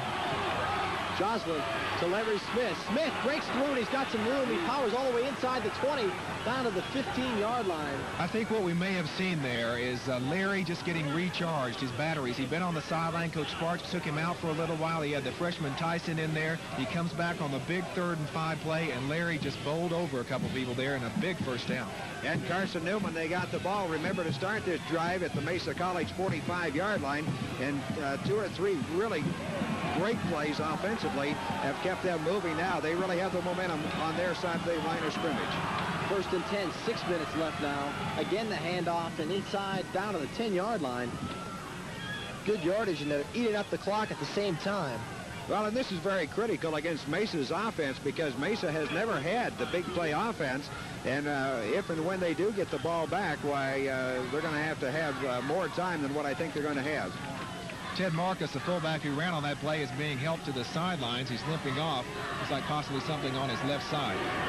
So Tyson and Smith, the running backs for the Eagles. 2nd and 6, under 5.5 minutes now. Larry Smith all the way down to the 5-yard line. He's doing a great job and some good blocking ahead of him. I think that's going to be short of the first down, Albie. He's down to about the 6. They may call for the measurement, but I think it's going to be just short, maybe 3rd and about half a yard for the Eagles. Well, I tell you what, that offensive line of Carson Newman is just blowing people out of the way, and those backs are running to daylight immediately and doing a very effective job right at the heart and the strength of Mesa's defense. I think something we've seen today that we should point out is the quality of play here. We've had a lot of turnovers, but you can tell these are some fine athletes on this field. Well, they're very definitely on both sides of the line of scrimmage, and they both want this championship. This might be the biggest play of the game. 3rd down and 1. D split wide right, 2 men in the backfield. There it is. Looks like they've got it. Well, Dean Hagum got through and hit him before he got to the line of scrimmage, but his momentum carried him as Dean came in low and hit him, and the ball carrier just flat went over the line of scrimmage, picked up the first and 10. Now it's going to be first and goal at the 4-yard line. And that again was Aaron Safel, the man we saw score the touchdown in the first half, who has played sparingly today, but when he has played, he's made the big plays. Well, I think 2 plays has maybe all he's been in. 1 for the touchdown and 1 for that first down. It's 1st and goal now. Nice shot there of the line of scrimmage on the 4-yard line. Give us to Larry Smith. Touchdown, Carson Newman. And that one hurts a whole lot. Well, I tell you what, Larry Smith was not touched, and he didn't run into the end zone. He just trotted into the end zone. He saw that there was a clear path, and he had nobody in his way. Let's take a look at that again, as you'll see that Larry Smith had no opposition whatsoever once he saw daylight. And the guys up front, you got to give them a credit on that left side. Rick Euler, Brad Spivey, Chuck King, the center. Dwight Wilson, Jimmy Covington, that offensive line has been outstanding, especially here late in the game when everybody's a little bit tired, but they've been mowing the people out of there, and that may end up being the difference in this game. It very well could be, and you know, one thing about it, David, this is the first ball club that has come into Mesa College in Stoker Stadium this year that has been able to stay with Mesa for the 4 full quarters, and we're down to 4 minutes and 34 seconds left, and it looks to me like Carson Newman is staying better than Mesa College is. Mesa College looks like they're wearing down.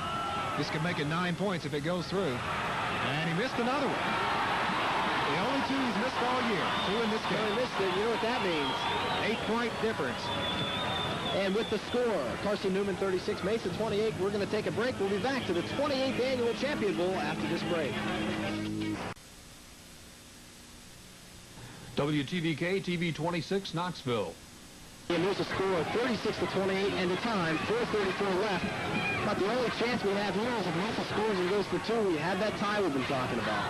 Well, you can rest assured now if Mesa does score, they're going to go for the 2. And I think, David, you can rest assured that Coach Hick is going to open it up if he possibly can. But the last 2 times that Mesa's had the ball, Carson Newman has been able to really stuff it. And Mesa's had their problems. They need a good run back here if they're going to have an opportunity to score. Only 4:34 to go. I think Mesa's only got 1 timeout to go in the ball game. So we'll see if they do go to the air. You'd expect it. Low kick. Very low kick. It's going to be taken by Dave Williams, I believe, on the far side. He's at his own 10, trying to get out of a hole, and he's not going to do it. Pulled down at the 6-yard line. I'll tell you what, the coverage of Carson Newman on the punts and kicks is just outstanding. And again, one more time. And the man who made that tackle, Kenneth Tyson, the man who kicked off, got the touchdown on the kickoff himself, down on the specialty teams. And the folks in East Tennessee have got to be proud of the way the special teams have played for Carson Newman. That's one of the big aspects of this game. Well, the only thing that they've had go wrong is 2 missed extra point conversion attempts and that missed field goal. 1st and 10 for Mesa. If they're going to do it, they really have their work cut out for them. They're about 90 yards away from the robust to get us to Russ Hodgson. If you're going to do it, that's one way to do it. He gets up to the 15-yard line. Well, there's 3 men there to bring him down, but Russ just ran for daylight. He didn't run through the assigned slot to run through. He ran when he got the line of scrimmage. It was closed, and he just stepped outside 1 step, and boom, he was gone. Quick huddle for Mesa. 2nd down and 4, a gain of 6. The ball on the 16-yard line. Coming down on the 4-minute mark now. Again, Russ Hodgson, he's going nowhere. Pulled down for no gain at all. Carlton Gunn in there, Johnny on the spot. Once again, one of the finest games that we've seen Carlton have. He's been charged up all week. He said that the championship trophy is going to be in East Tennessee on Saturday night, and I think he's out to prove it right now. Keep in mind, if Carson Newman continues with the lead, this will be the first time since 1980 that Mesa has lost a home game, and secondly, the first time since 1970 that a traveling team has won the national championship. The Eagles, of course, playing in 1971 for the national championship, the only other time when they lost to East Texas State. 3rd down and 5. Munson has got a pass, and he's doing just that. Vasey open. Oh, Vasey would have been gone, but a nice deflection at the last minute by Carson Newman. Well, let's take a look at that on the replay. That was timed out perfectly by the defender as Vasey was wide open and had 6 in front of it. That was a big 3rd down play. Here we got it on the screen right now. Munson still with plenty of time, a beautiful pass, and you just see a great defensive effort there by Carson Newman as Tim Fouts got there and just swatted it away. Boy, that would have been a big play. Reynolds back to punt for Mesa. They're not even going to try to return it. Carson Newman with nobody back deep, they'll just let it roll. 3:21 left. Mesa losing by 8 points. Reynolds gets off a good kick. It's going to take a nice bounce, too. Inside the 40, but that's where it'll stop. And Carson Newman will take over 1st and 10 at their own 39-yard line, but they lead by 8, and that's the biggest advantage. Go ahead, Dave. And I was going to say that Carson Newman here obviously will not do anything fancy. I'd say we won't see many pitch plays. We might see Joslin up the gut and possibly Smith in there as well. Mesa, I think with 1 timeout, they can stop it. But if Carson Newman can eke out a 1st down or 2, they'll be in good shape. As far as Mesa's concerned, they really need to stop him without a 1st down. Well, Mesa needs more than to stop him without a 1st down, in my opinion, David. I think if Mesa wants to win this or tie this ball game, they're going to have to force a turnover here, which they've only done once this afternoon throughout the majority of the game. 1st and 10. Larry Smith gets a call, and he's up over the 40. Gain of about 3. It'll be 2nd and 7. Coming out of his safety position to make that tackle was Van Greer, and he's had a long afternoon because he's been aside to cover all the outside stuff. He has to come up right, he has to come up left, and he has to come up quick. He's going to be a tired young man when the day's over. He probably already is. 2nd down and 7. Ball on the 41-yard line. Time running out now. Moving in on 2.5 minutes left, 4th quarter, and the ball game. They're just going to run the ball out. You know what they're going to do. Larry Smith for maybe 1, but that's about it. Still be 3rd down and about 6 yards to go, and this is the play right here that Mesa knows they need to stop to get one more chance to track at that football. Well, yeah, this is a very critical one, and I'll go back on the play. The clock continues to run. There's less than, well, it's right down at 2 minutes and 15 seconds now. Less than 2.5 minutes left to play. Mesa has to stop Carson Newman here if they're going to get the ball back in time for them to score this afternoon. 3rd down and 6. Now it's 2 minutes left in the game. Joslin keeps it himself, rolls around the right side, gets some good yardage. Not enough for the 1st down, but up to about the 47-yard line. He's going to come up about a yard short. It's going to be interesting to see what Ken Sparks does here to see whether or not he's going to go for the 4th down or whether he's going to kick away. And I see his punting team coming out on the field right now. So Mesa will get the ball back, but there's not going to be much time left on the clock as there's 1:51 remaining right now. Mesa's going to probably put all the pressure they can possibly get on the kicker this time as they're sending only one return man back. Everybody else is right up on the line of scrimmage, and they're going to try to put enough pressure on in order to block the kick. If you ever needed to block one, that was the time. Nice high spirally kick. It's going to drop at the 23. That's where they'll down it. And that's where Mesa will take over for one last chance. With 1:24 left, down by 8 points, they know what they have to do. Well, 1:24, and of course, talking with Dr. Charlie Morris, Associate Director of the NAIA, he says the greatest outcome of a ball game is to have a field goal or an extra point as the buzzer sounds to determine who wins or loses. That potential rests here at Stoker Stadium this afternoon, but Mesa College, starting from their own 23-yard line, certainly has their work cut out for them. They have not been able to move the ball at all the last 3 possessions they've had, and the adrenaline is now what is carrying both of these ball clubs in the last 1:24. 1st and 10. Vase comes this way in motion. One man behind Bill Monson. Quickly to Vase out in the left side, but nothing there. A little bit thrown behind him. It'll be 2nd down and 10. And, of course, Mesa needs 8 points to get the tie, and we would have co-national champions because we reiterate, there is no playoff system, no sudden death overtime. So if it ended 36-36, it would just end that way. And I'd say the one man more than anybody in the whole place that's rooting for that not to happen would have to be Carson Newman's extra point kicker, Doug Jennings, who's missed 2 of them. And a field goal. He's not probably very proud of his efforts this afternoon. However, we got to remember that he did make some of those, too. And he's had a fine season all year. Vase again, split left side. I formation behind Monson. 1:21 left, 2nd down. Monson to pass. Sees Hodgson and gets him in the middle. Over the 30 to 35 to 40. Hodgson almost to the 42-yard line, I should say. I think it'll be 1st and 10. I think if we get a chance to see this on the replay, you're going to see that Carlton Gunn was putting a ton of pressure on Bill Monson that time. Quick to the line of scrimmage. Clock will be started as soon as the chains are set. Mesa's ready to go offensively. Albie? 1st down and 10. Ball's on the 42-yard line. 1:10 left. The clock is rolling. That's the biggest disadvantage at this point. Quickly to Keith Howard inside. He's over midfield and down to the 45-yard line. But they've got to hurry now because the clock is moving. Nice jump pass by Monson. Well, the clock is going to stop in college ball while they move the chains. Mesa will be ready. Carson Newman will take their time getting back to the line of scrimmage. And, well, I tell you what, this is coming down to the final seconds, folks. We're down to exactly 1 minute left to play. Dick Zarba, the center, got a new helmet from the sidelines real quick like. Chains are set. The clock is ready to start. Play is ready to go. Carson Newman still with 5 people up front to rush. From the 46-yard line, Monson back to pass. Almost intercepted. And I don't know if they're going to call that complete or not. No, they say it was out of bounds. Well, You know, we can't see it from here. The fans don't like the call, but it goes back, David. Make it tough for Lonnie Kohlglazer, and he's going to catch it. Really? Tell you what, Lonnie Kohlglazer has played a great game. And that's the second time that we've seen Dan Layton today just miss one that he was going to take back all the way. Just missed it again. Keep in mind, Monson has thrown an interception this afternoon. That's the first of the year, and we don't have the count of exactly how many he threw before that interception.